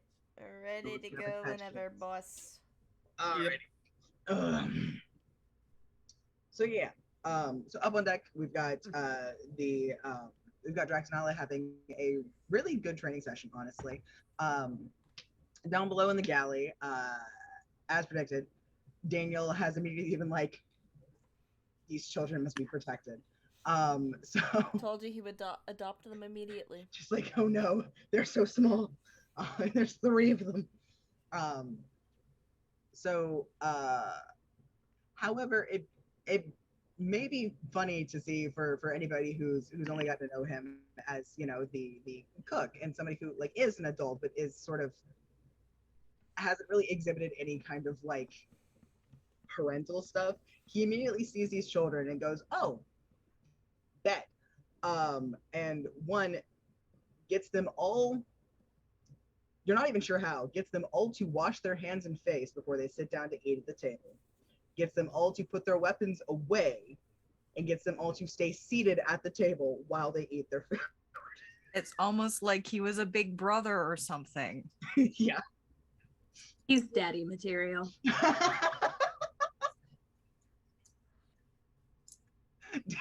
I keep forgetting he's not a child anymore, so you can legally say that. Daniel is a soft He's like in his early 20s now. Yeah. He's 18 Yeah. or 19. Oh my 19, god, 22. we just made Daniel a father of 3. Daniel and the triplets are Puss in Boots. And the 3 little kittens. Yes, perfect. Wait, Puss has kittens? Oh yeah. Yeah, the 3 little kittens that he adopts. And I become never his actually saw minions. his movie, so good to know. Yeah. Good on him. Of course he did. So, but yeah, so Daniel immediately does this, and as all the kids are sitting around, anybody who wants to be present can, because of course anybody else who wants food can get food. So anyway, the kids are all like eating actual food, but he keeps like coming over and just sort of being like, slow. You are going, trust me, you will get sick if you eat faster than that. Trust me. Do you want to get sick over the side? Yeah, exactly. Eat slow. Yeah, if you don't get sick over the side, you have to clean up your own mess. Sierra says walking in and just grabbing a bagel off the table. Grabs the bagel. So anyway, Daniel makes sure that you got like whatever you need for your bagel. Anybody else who comes in also has food. He makes sure the kids have like probably the equivalent, because you have to be like careful with it. It's either like very watered down mead, because that way like the alcohol kills off like anything bad, or like really watered down. It's very watered down wine, and the kids are aware that it's watered down. So they're all just like. But as Daniel's going around, he's serving up stuff, giving things to people. Some sailors are coming in and like grabbing stuff before they go up on deck, and all that good stuff. A few of them are like children, not my monkeys, and just like going up on like, not my circus, not my monkeys. And eventually, Daniel kind of looks over and goes, "Oh, do y'all have names?" Oh shit, we never asked that. Do the three of you have names, perchance? Yeah. I'm Clay, the oldest. That's Clay. Ash, and he points over to the middle child, you would assume, and that's Cole, the youngest. Like the stuff he burned. Okay, Clay, Ash, Cole. Glad to have you aboard the ship. Thank you for talking to the very, very scary halfling. Oh, she's really a big softie deep down. You say so.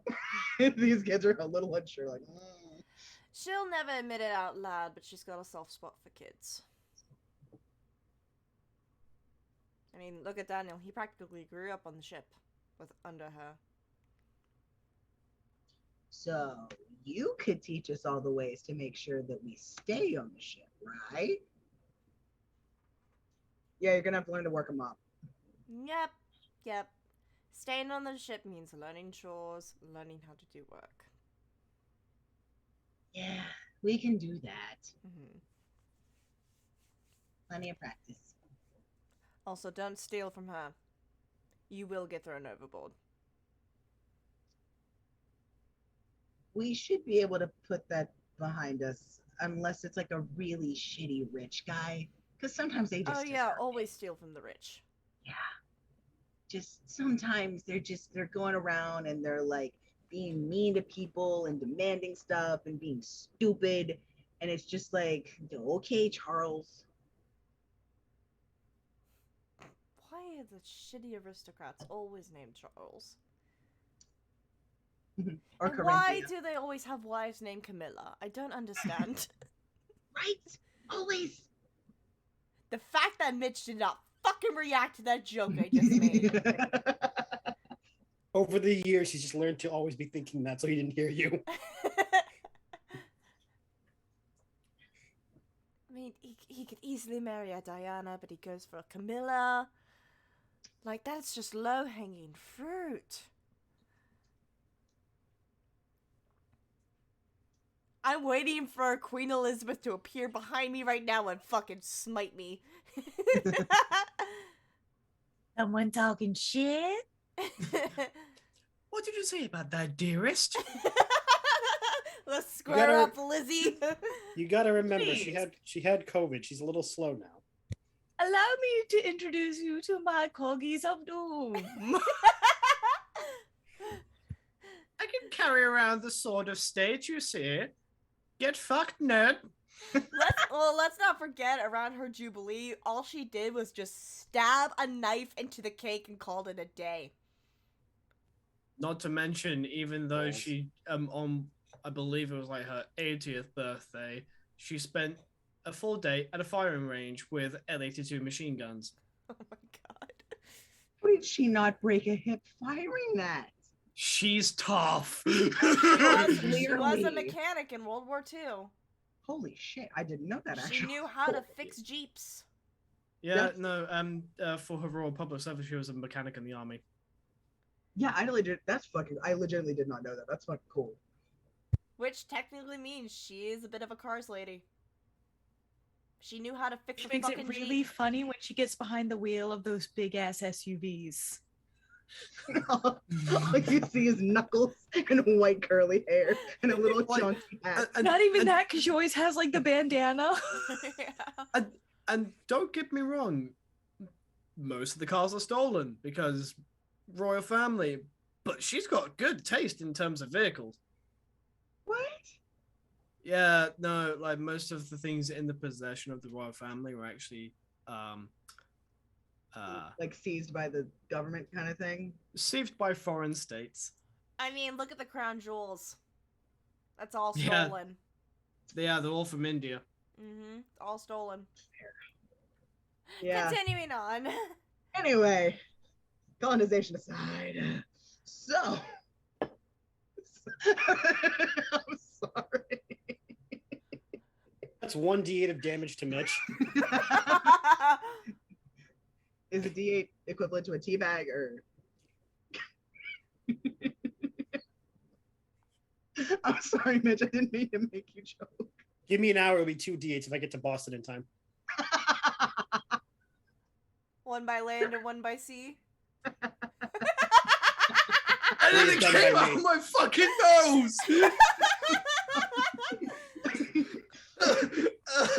Please breathe. Please breathe. I'm gonna go die now.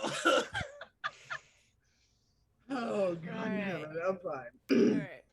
So anyway, but yeah, the kids are all just sort of nodding along, and Daniel's sort of like, so what have you done on ships in the past? And you hear a nice little recitation, mostly from Clay, the oldest, of essentially they've been on ships for the majority of their life. They don't really remember not being on ships, and they've done a little bit of everything, but the problem, as it often runs into, they're all they're all quite intelligent and they're dexterous, which means they get bored very easily, which means they get into mischief, which means that they don't stay on ships very long. But they're just reciting off this stuff, and they seem very aware of this fact of like, yeah, we're really, nobody listens to us, and then we get bored, and then we do stupid stuff because it's fun, and then people get mad and find a new ship. But we don't want to find a new ship anymore. We want to stay on this ship. So Well, I'm just warning you now. Don't get bored. Because if you fuck up Kylie's ship, she will kick you off. yeah, and we want to stay on the ship because if you guys are on the ship, even for a little while, it means that the ship must be full of cool people who can teach us stuff and like tell us how to do things, like with a whip. And well, we don't want to have to leave, so we're gonna have to find something to do. Well, you're already quite good at sneaking around and pickpocketing, which are actually pretty useful skills. Yeah. And which was the one who was like really fucking smart earlier? The youngest one, Cole. And you, Cole, you already seem to have a knack with navigation.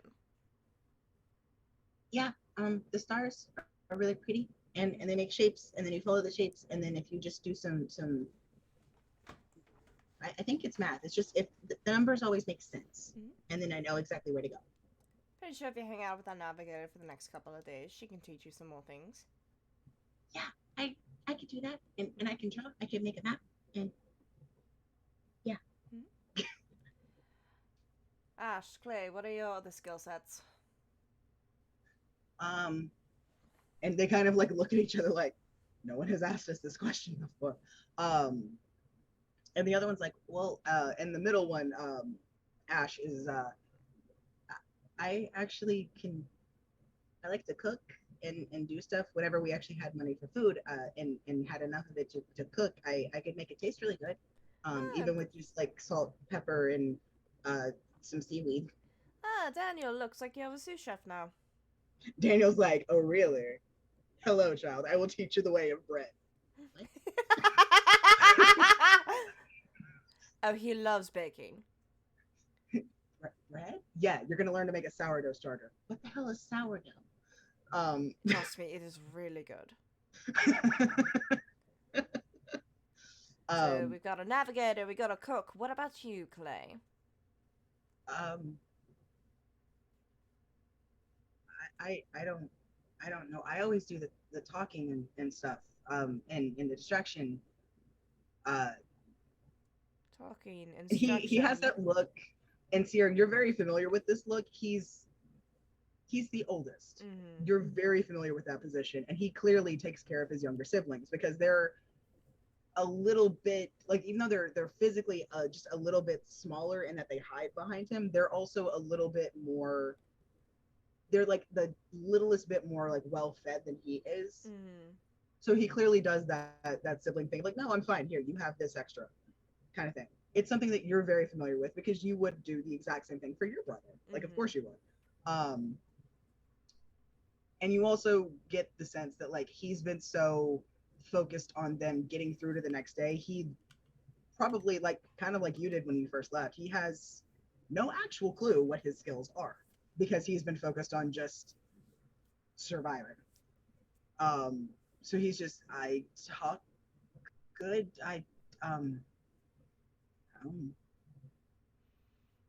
We can work on that the next couple of days.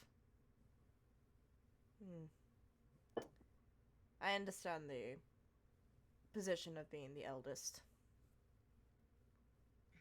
Yeah. Stick around with me, shadow me for a couple days, and I'll see what I can teach you. Okay, I can do that. You gotta be fast on your feet, though.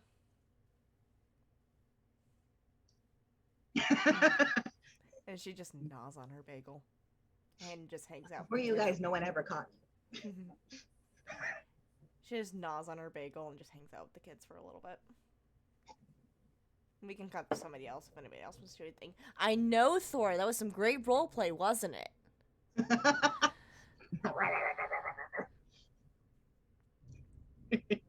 Alrighty. By the way, Sutha, you're of course on the ship. You saw some of the interactions with the Chidrins, and I don't know if you maybe went directly down to your cabin or if you like stayed up on board and hadn't yet been aware. But whenever you do duck into the galley, you also become aware that there are now children on the ship. Does Sutha want to pitch anything into this, or is she just like, nope? What you thinking? Sutha walks into the galley to like pick up an apple or something, and as she like walks to the basket to like pick up an apple, she like picks up the apple and she bites it and she looks around and then she sees the kids and she's just like, hey, Sutha.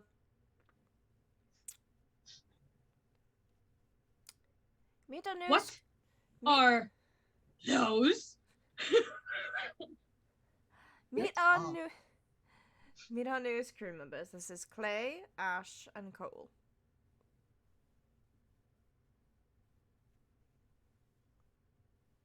We saw you dancing. You're a very good dancer. And then you just see her cheeks like turn this pink color. Don't let the birds weird you out. They flirt with everybody. Hard red at this point.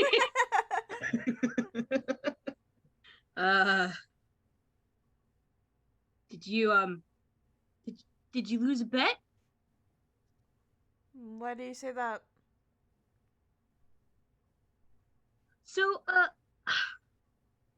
you know how you can give a child a ball that's like, perfectly round, Mm-hmm. They'll be fine.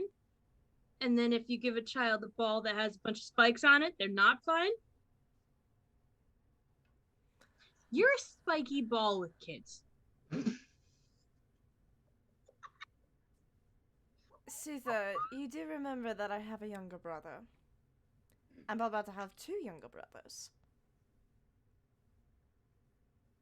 I stand by my comment. Sierra just hears a very loud Daniel, Daniel, was I a spiky ball when you were younger? Only if we made you mad. Not all the times.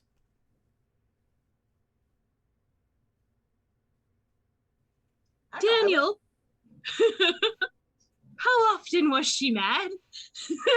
Only if you like really fucked up, like if you snapped the rope or dropped the anchor and it wasn't secured, or Suther just kind of pats Sierra on the head. It's okay, spiky ball.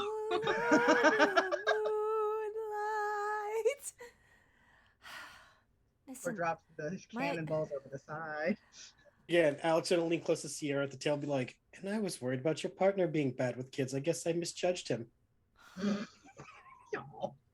Listen, he didn't have a little brother that liked to experiment spells on a tree stump in the backyard and almost catch the house on fire. Slowly turns. So you want to run that one by me again? Yeah, so Aaron, who's still in the galley, sneaks out. you see, Darren's not exactly a spiky ball. He's more of a Outer keg? choking hazard. If Sierra is drinking a drink, she chokes on it at that point. Like, Point made. neither confirm or deny that. Imagine Suther does not take it in that regard. She takes it in the whole, like, what she means. Yeah. Sierra did Like- not. Like, not intended for small children, but, like, smart children. Mm-hmm. Yeah. Totally. So, I'm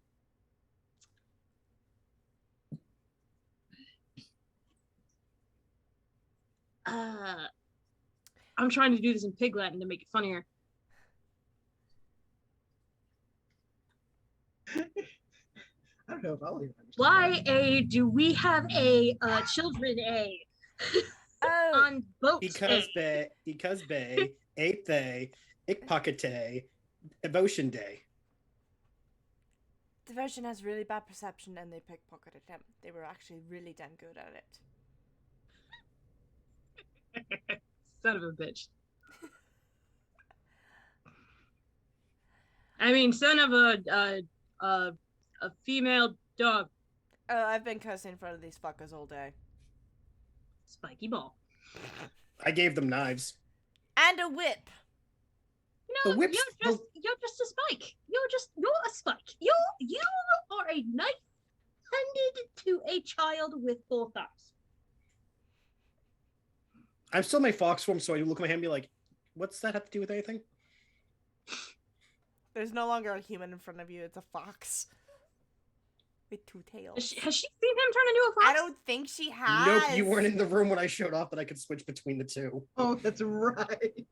So you're just talking to a humanoid fox person. So, like, you're a fox person, you're not a fox, right? No, I'm a kitsune. He's a kitsune. Same Literally.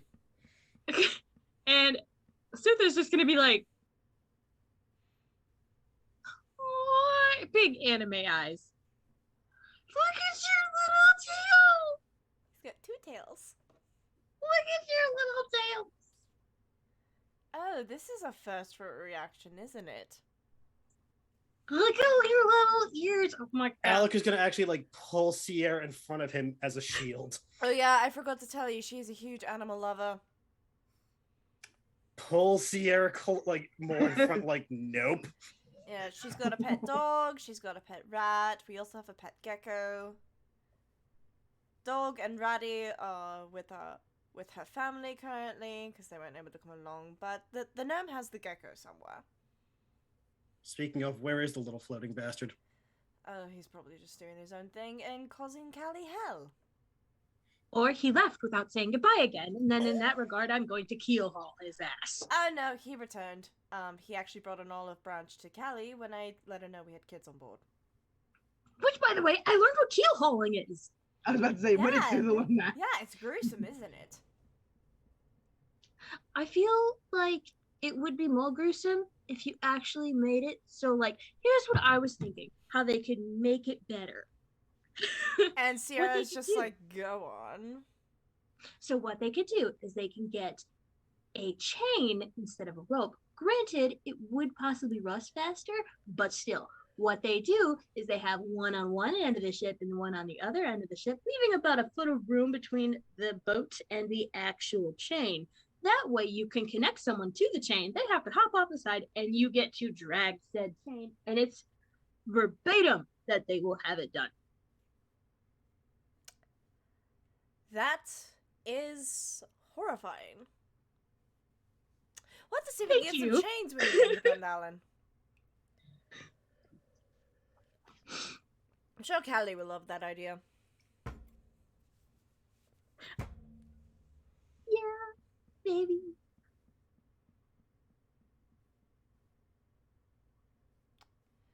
Back to them.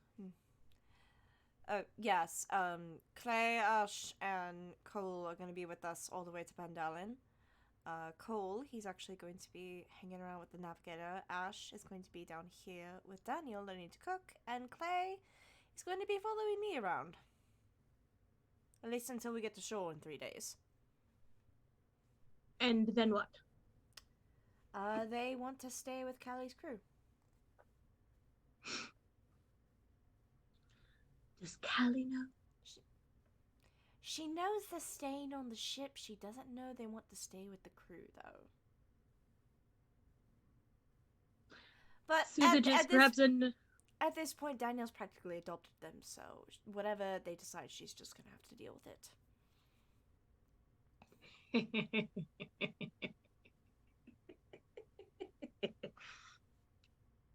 You're a daddy now.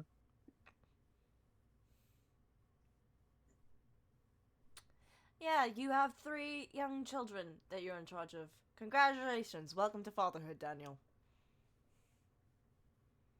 What? Oh, really come need on. to- You've always felt very protective of the younger pups that came aboard ship. Yeah, because they need protecting. What? Do we have to call you daddy? Or can we just say, like, dad? You don't have to call me that at all. Oh, Daddy Daniel. Dad, no. Dadiel. Dadiel. I love that. Dadiel it is. Yeah! Sure. And I just ruffle Daniel's hair like I've missed you too, kid. And Sutha will nonchalantly. Can Sutha roll a sleight of hand to also do that to Alexander? You know what, Alec? Will you let her get close enough to do that? She's gonna try sleight of handing. It's gonna be if she can get past my passive. Yeah, I was gonna say you roll sleight of hand and let's see if it beats his passive.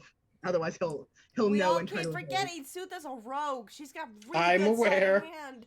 Yeah, It but might I'm not also- go well. I'm also a rogue. That's why I'm like, Kitsune, what is your passive? my passive is 12.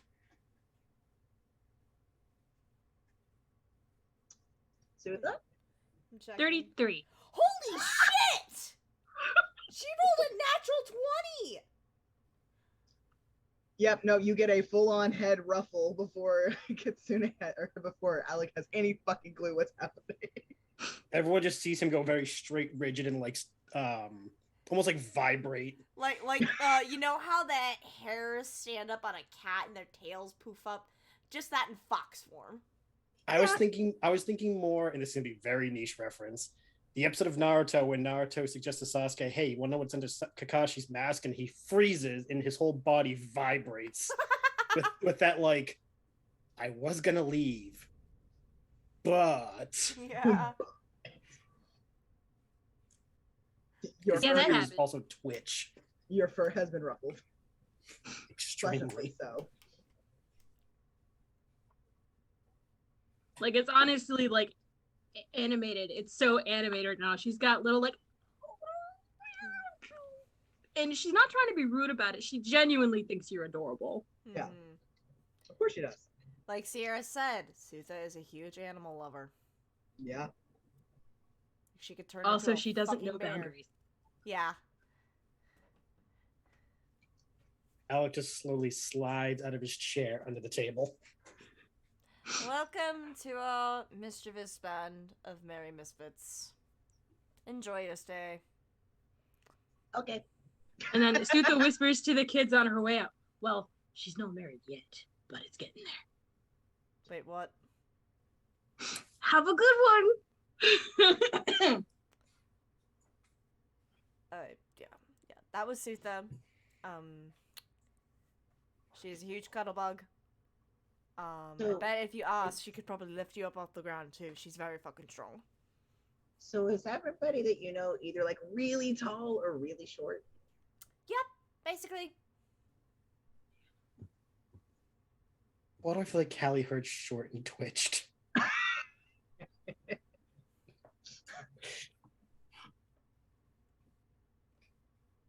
I mean, then there's I mean- Isla. She's of average height. I mean, this is coming from children who are small for 8-year-olds, so Oh, I forgot to tell you, you are actually sailing on board with a real live princess.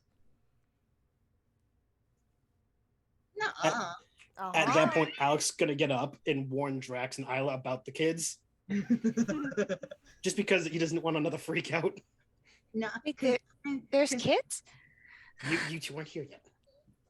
because princesses have like big crowns and big long dresses and a bunch of useless people around saying all kinds of things. Yeah, those are the really gaudy, aristocratic princesses. I'm talking about an adventuring princess.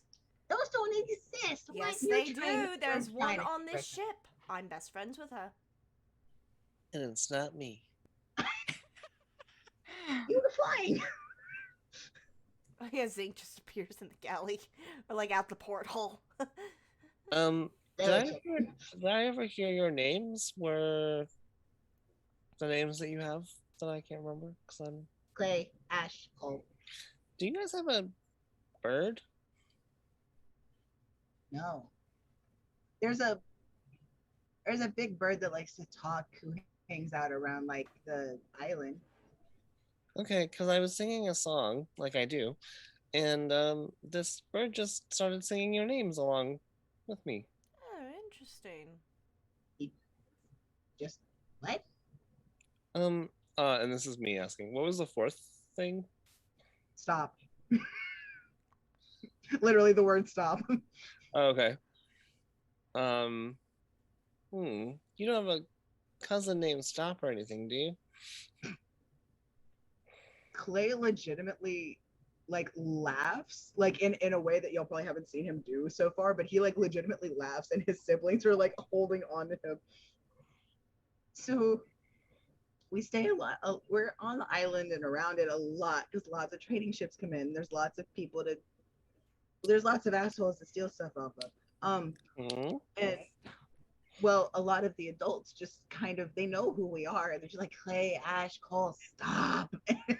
Oh, so the bear was just repeating what he heard. Yeah. That's actually pretty hilarious. Amazing. It doesn't mean it worked, but they said it a lot. Well, if you want me to go collect the bird for you, if you want a pet or He lives on the island. He's the big peacock looking Aarakocra, the chief guy. He's his pet friend. He lives on the island. He's fine. He's Okay. his companion. Gotcha. He says funny things and makes him laugh and like does that when there's like big heavy. He's like a court jester. There we go. But he's just a parrot. Oh. I don't think we shouldn't call him a pester because that's different. But he's a parrot jester. You kids are funny. Okay, I'm gonna go fly around some more. Sorry to interrupt, Sierra. No, it's alright. Back to what I was saying. Yes, you are on board with a real-life adventuring princess. Would you like to meet her? They're looking at you they're like legitimately they're thinking that you're trying to like pull one over on them. They're just like, what?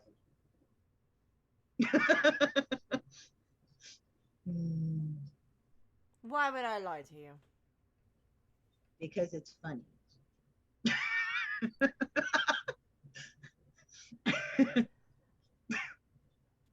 Lies aren't always meant to be funny, you know. Because see, you're gonna tell us that somebody here is a princess, like I don't know, maybe it's the captain or something, and we're like, oh, that's so cool, and then we're like, oh look, hi Miss Princess, and then we like do like a big proper bow thing, and then she laughs and says we're stupid, and then it's a whole thing. She would never call you three stupid.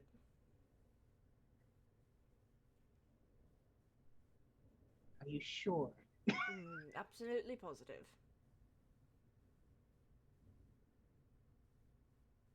They look like they want to believe you, but their life has told them they shouldn't. It's one of those things. Do you want to at least know what she looks like? Mm-hmm. I'm gonna tap the circlet on my forehead and assume the form of Isla. And she's here on the ship. How are y'all also? Everybody's like so pretty. It's not fair. Y'all are all too pretty. Somebody made a deal with a god. Funny enough you say that, kiddos. Does Isla hear any of this as she's like walking around? I'm gonna say yes. You probably hear this as you're like probably maybe coming down. Like you and Drax are coming down to like get some water and like a snack after your training session. So you probably just hear, you're all too pretty. You must have made a deal with the god or something. And that's when Alec approaches, like, there's kids on board. Isla will like opens the door, sees them, closes it, and goes, really quick. They're children. Both of you. Starting with you, Isla. What are your thoughts on small children? Well, children are children. They can be delightful and rowdy. And Drax, thoughts? Remember, no wrong answers. I don't mind because I have a little brother, kind of. Oh, great. Look, we're not ready to have kids yet, okay? We've already had this talk with my dad. But no, not yet. We're not ready for that yet. Oh, no. I mean, if you were, that's on you. Got to keep the royal line going. You could do better, Isla. We're gonna forget that. You will in about 3 seconds. Why? What's happening? The angry goth chick has 3 little minions. She just adopt children. She has kids. Daniel did. Have fun, and he leaves. We're not gonna speed past this. Oh my! Not gonna speed past this. Like you didn't say what you just said. When they enter the galley, Sierra's in the middle of the story of how Isla got her eyesight back. She's definitely edited out all of the really depressing, angsty parts and made it PG friendly. These kids are absolutely wrapped with attention, just like, what? Oh. Yes, and then after she regained her eyesight, she helped free the city of Moonstone from its entrapment from the big glowy thing that's been up for 200 years, and she helped release a god back into the universe. And now she's coming back to reclaim her homeland. And you have the honor of being within her presence. How do you know such cool people? You're all so cool. Sierra. Oh, hello there. 3 that story sounds familiar. Whip around like, what? And then Isla's they standing see there. Isla. You weren't what? Like I said, why would I lie to you? Look, adults think it's funny to do that all the time. But And Sierra is just like a little bit emotionally traumatized from that. Like, yeah, no shit. And Isla has her new little like crown diadem on. Oh, crown! I told you. See, princesses have crowns. See, look, see. I can't. Listen, Isla, we're trying to spread the story of your return. I had to just let them know as well. Meet Clay, Ash, and Cole, newest crew members. Clay, Ash, Cole, hello. Why are the children on board? Oh, you can blame diversion for that. Well, you guys, and Clay is the one, of course, talking. Well, you see, you guys didn't really secure the ropes as tightly as you should have when you were leaving your mooring point, and we were just making sure that they were absolutely as secure as possible. And it just so happened that the way that we do that is to make sure that we're on the ship when they're secure. So here we are. So you're stowed away. Hey, No. they actually helped us with the ship as well. So I think stowing away is a little too harsh. We're helpaways. Better than castaways.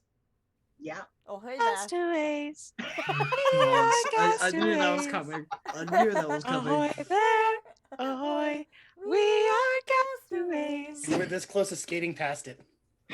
No. Never.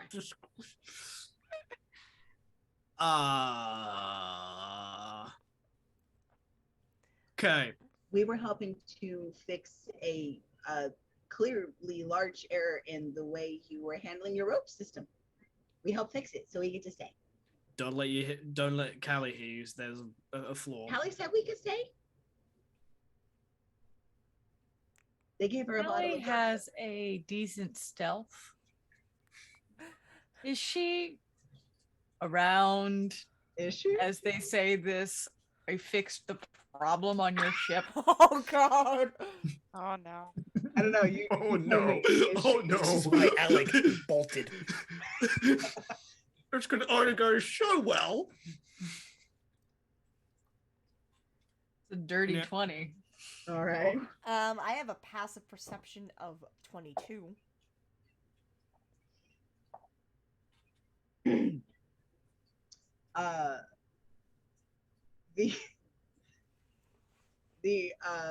I don't think any of them have quite a high enough passive to do that, but Clay is just sort of like, well, I mean, if it's really a big problem, we can always give her some money for our passage, but we're really here to learn and we're here learning stuff, and climbing the rope to get on the ship was the best way to do it. And now we can tell her how to make sure to tie it up so that it doesn't happen again. Oh, why So don't you you're tell her? going to teach me what to do on my own fucking ship. They all jump about a foot in the air.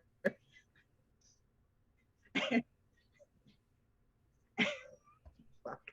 They all jump about a foot in the air. And then Clay, of course, steps forward. He's like, only if you want me to. Oh, I love the sass on this kid. That Oh, reminds me of you. you have the fittings of being a first mate or a captain. Now I realized it.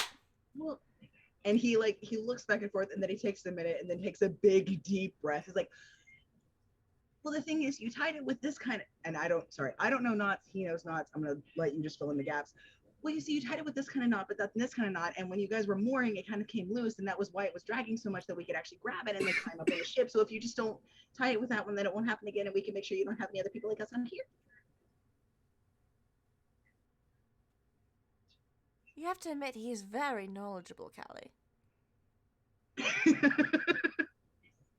This 50-some-year-old halfling covered in tattoos, scarred to shit, is just looming over the children. Yeah, I think Callie's about 6. Well, not Callie's about 4 inches taller than these 8-year-olds because they are human children, and even though they're small for their age, halflings and humans. But like the kid is definitely like doing the thing of like look up and then look down, then look up then look down.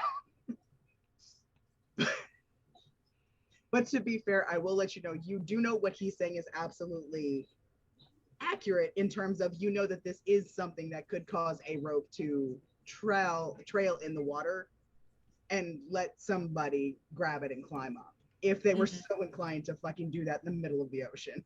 It's not actually a concern. He's trying to make it seem like he knows things so that you won't pick him off. He's trying to get on your good side. Yeah. She just, as she looms over him, she pauses for a moment. Make yourself useful if you're going to be around. I can swap the deck.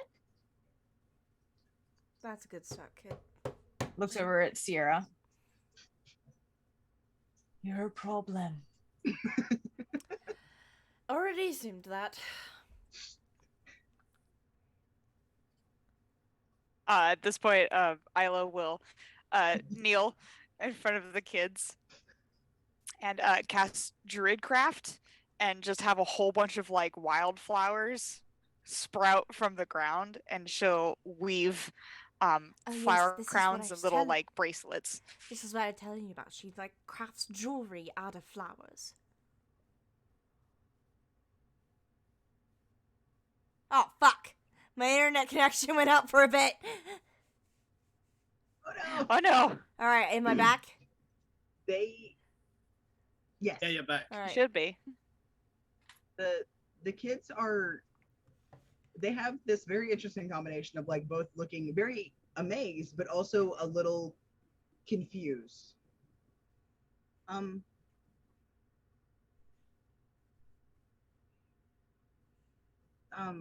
Are those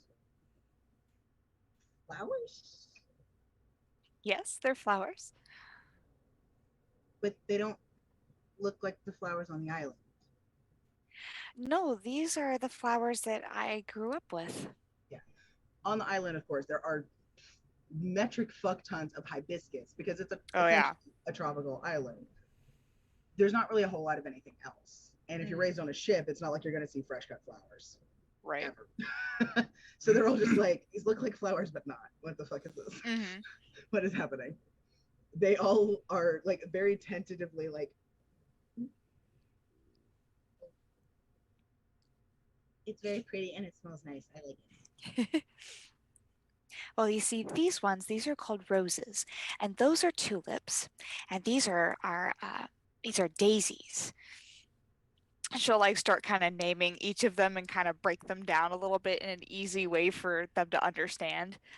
Mm-hmm. I think out of all of them, Clay gets it the fastest. Mm. Yeah, she just makes flower crowns and necklaces and whatnot and places them on the kids. Heck yeah. And she says, "Welcome aboard." They're all just pets, but like very careful pets. Yeah, no, they have a good time, honestly. Yeah. Goodness. So yeah, I think honestly probably the rest of the evening passes in probably like a good thing of like getting the kids like settled into one of the cabins, probably Daniel's because he's just, or like the one that Daniel shares with somebody else, because you know that's kind of how you do with crew stuff, and making sure that they're kind of comfortable. The kids, to their credit, knock right the fuck out once they like get into a hammock. They don't, at least at present, they don't tend to stray too far from one another. They tend to stay pretty close to each other, to the point that they're sharing one hammock, but they're small enough that they can easily do that. And Daniel is definitely kind of stepping up, like, all right, you know, fine, fuck it, these are my kids now. These are mine. But yeah, but I think you guys overall have like a really good evening, and it's kind of a nice break in the routine because it's silly and it's a little fun and it's relaxed normal kind of fun, which y'all don't really get a whole lot of, but yeah. Goodness. So I think for for that evening, sorry.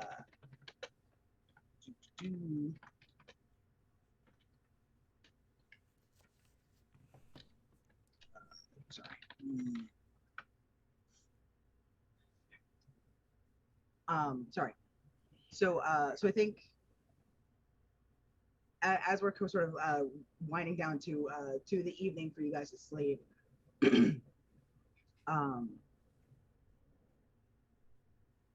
sorry, brain is trying to Noom, and there's not a whole lot in the tank for it to Noom with. So Well, we're close to almost wrapping up. yeah, I know. I'm like, just give me a little bit more. Isla, Yes. once everybody has gotten like the kids settled down in their cabin with Daniel, and they knock right the fuck out, like surprisingly enough, but they've also had a very busy day. So Isla, once you and Drax go back to your cabin so that you guys can, pass out for the evening. I once you go to sleep, sorry, anything that you guys want to discuss before you go to sleep, real quick.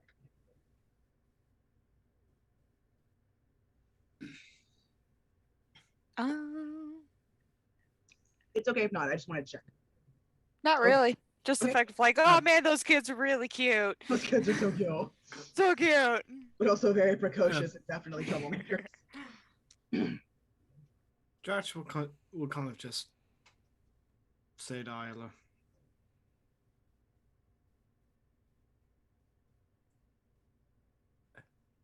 no matter what happens, I will have your back. Thank you. You may not want to hear this, but I'm going to tell you anyway. If anyone tries to fuck you with you, I will decapitate them and shove their head into their carcass. I just had thunder crash as soon as you said that. Thanks, buddy! That's fucking funny. Oh my god. Little dramatic flair. Why not? Fuck it. It happens.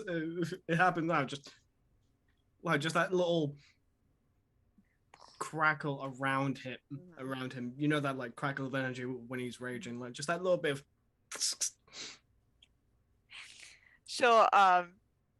She'll do that cute thing where like she places her hands like on his chest and like looks up at him and says, I know.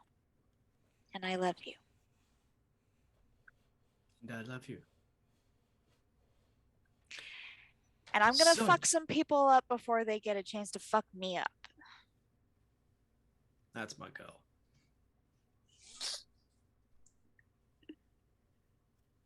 Right. We need a rest.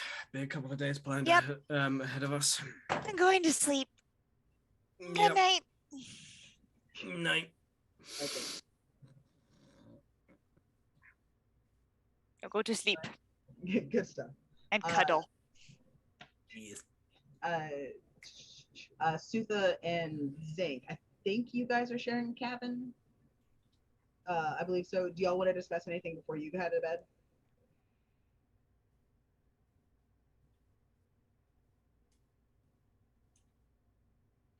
You're my best friend.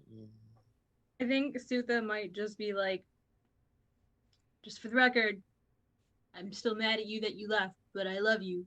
I hope you have a good night. Grr.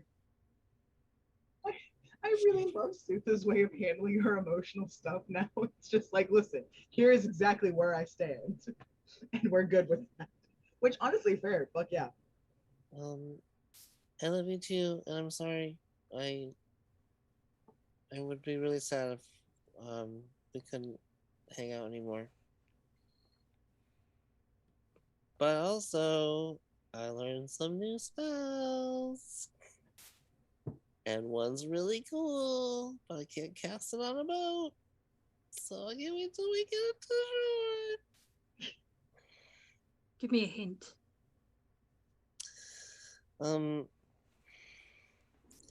In my mind, I keep seeing this like crazy big tree house that has a room for everyone and swings and just bright branches and Can you teleport us into a different plane of existence? um, Or can you just like build a treehouse? Magic treehouse. Magic treehouse. it's I don't know. I just keep seeing like this door, and then when I open it up, we're in a treehouse. And I have the melody to cast it, but I don't think the door can move. So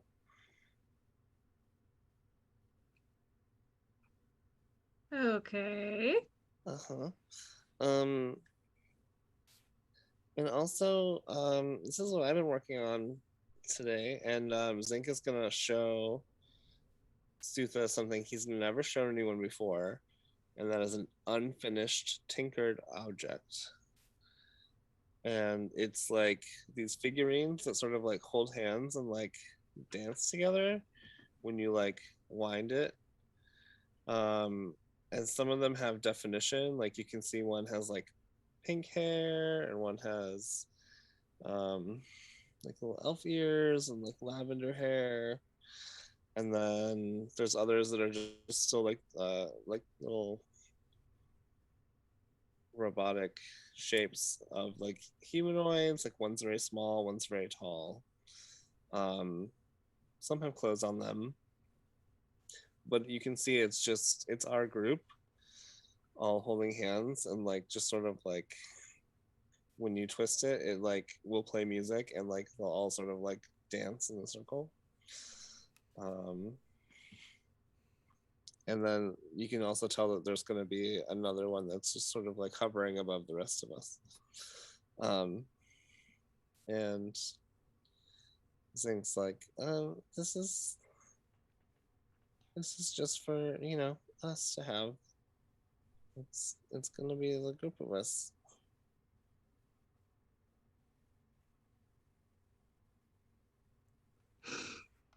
Fuck. Oh, and the best part, look next to the one with the pointy teeth. There's like a tiny little like dog that I've started making, and there's all the things. I may have to add kids to this now, though. Oh, maybe I'll just keep it the OG crew. I'll do another one with the pirate friends and the mayors and all the people we've met that have helped us. So they just kind of looks at it and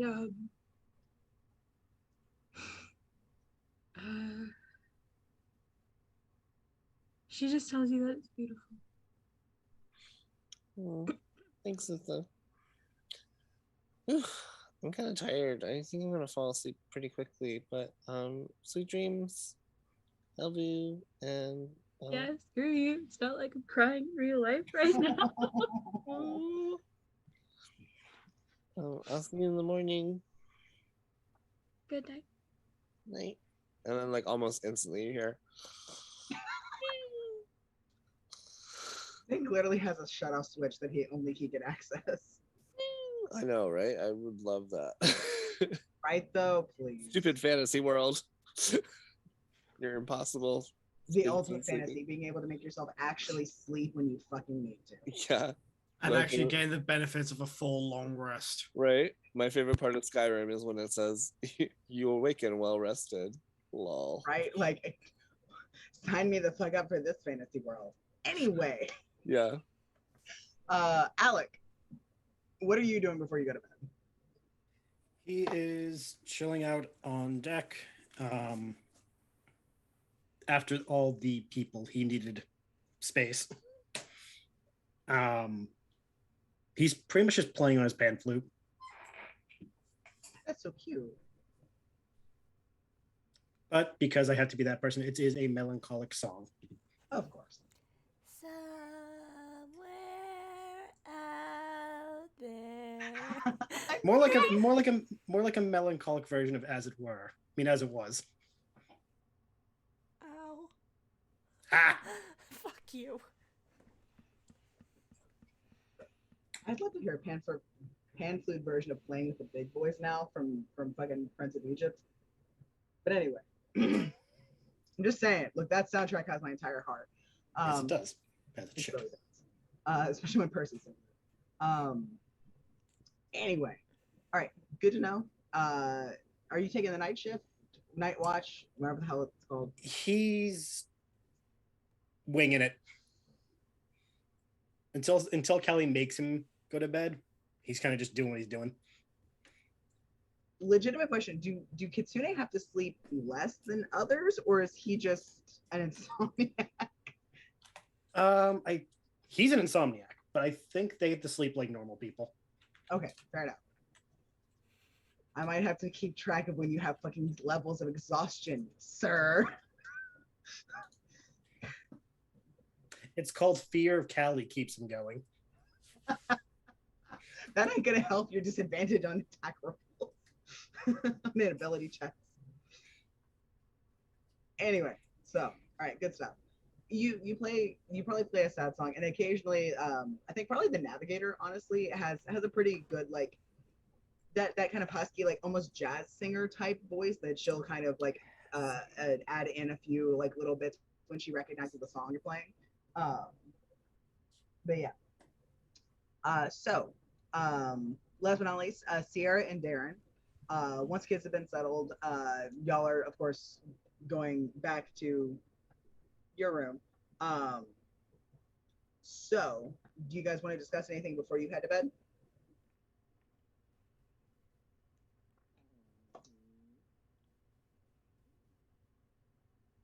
I had a question for you. What is it? Do you remember those scrolls we got a long time ago to help with the twins? Getting them back. Scrolls, the lesser restoration scrolls? Greater restoration scrolls? Yeah, I remember getting those. I think Zinc is the one who has them.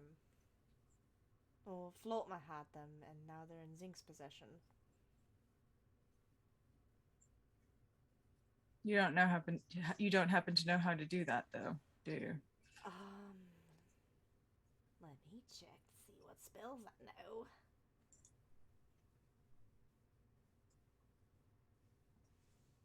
Why do not? I know lesser restoration.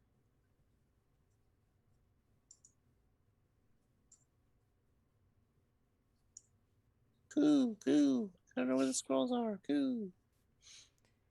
I mean, do you want me to go check with Zinc real quick, see if he has the scrolls for greater restoration?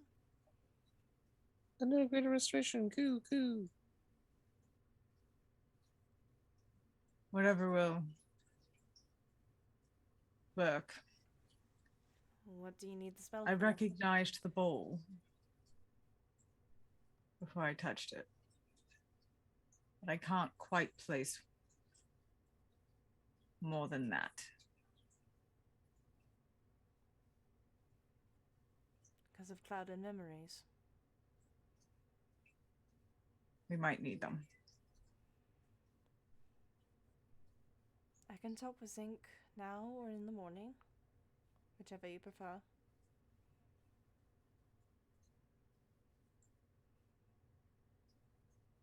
All right. Either way works. Been on my mind, that's all. Coo, coo. Do it now so I can get a long rest. Coo. How about I just go grab him now? I'll join you. Alright, let's go find the little blueberry. And she'll head out of the cabin to go find Zinc and Sutha's cabin. She'll lightly knock on the door.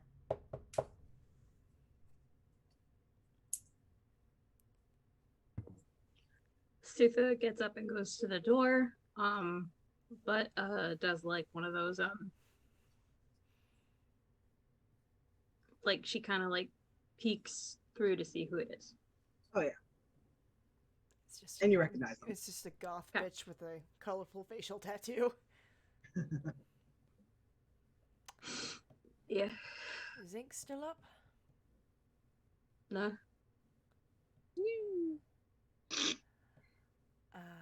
Do you mind if we wake him up real quick? We just need to ask something of him. Your sound is completely gone for Yeah, me. your sound is not working. What? Oh, there you are. I think it doesn't Anyways. like. It doesn't like when I game. talk in low octaves. It does not. Do I have to get up close like this for you to hear me? You must get up close to use the sultry voice. Use this Yeah. sultry voice. And let me put Mhm. on the pirate Sultry hat while I'm at it. What the fuck just fell? I don't know. Must be the sultry voice. I must use a sultry voice. Do you mind if we wake him up real quick? We need to ask something of him. Are you I alright? guess it's fine. Yeah, no, I was sleeping. I'm sorry. It'll only be just a moment and you both can go back to bed. And Sierra will step into the room, just lightly shake Zink's shoulder. Zink. Sorry. Hi. Hello. Do you happen to have those restoration scrolls or happen to know greater restoration? Let me look. Hold on.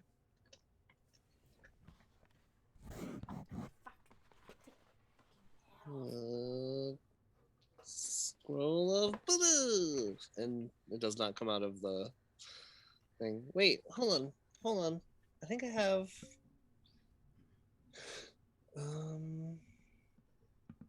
Yeah, I can probably cast Greater Restoration. I think. I'm still getting used to the new magic. It's a little weird. Yeah, new magic does that to you. Darren. No. She'll call for Darren to walk in. I'll come in. Do you mind casting it on Darren? Yeah, is everything okay? We're testing a theory at the moment, hoping this spell will help with it. Okay.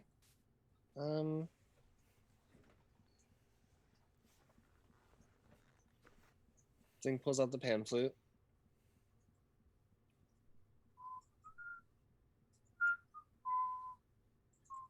Is that the song from fucking Shrek? It is. My god. It's the first melody that came to mind. It's a good fucking melody. Yeah. Oh, no, I'm just kidding. Yeah. Oh. And then she screams and kills a bird. Oh God, Darren, I'm so sorry. The pan flute just gets really shrill for a second. Ooh, and it doesn't usually do that. But you do see like a glowing light sort of emanate around Darren as I cast Greater Restoration.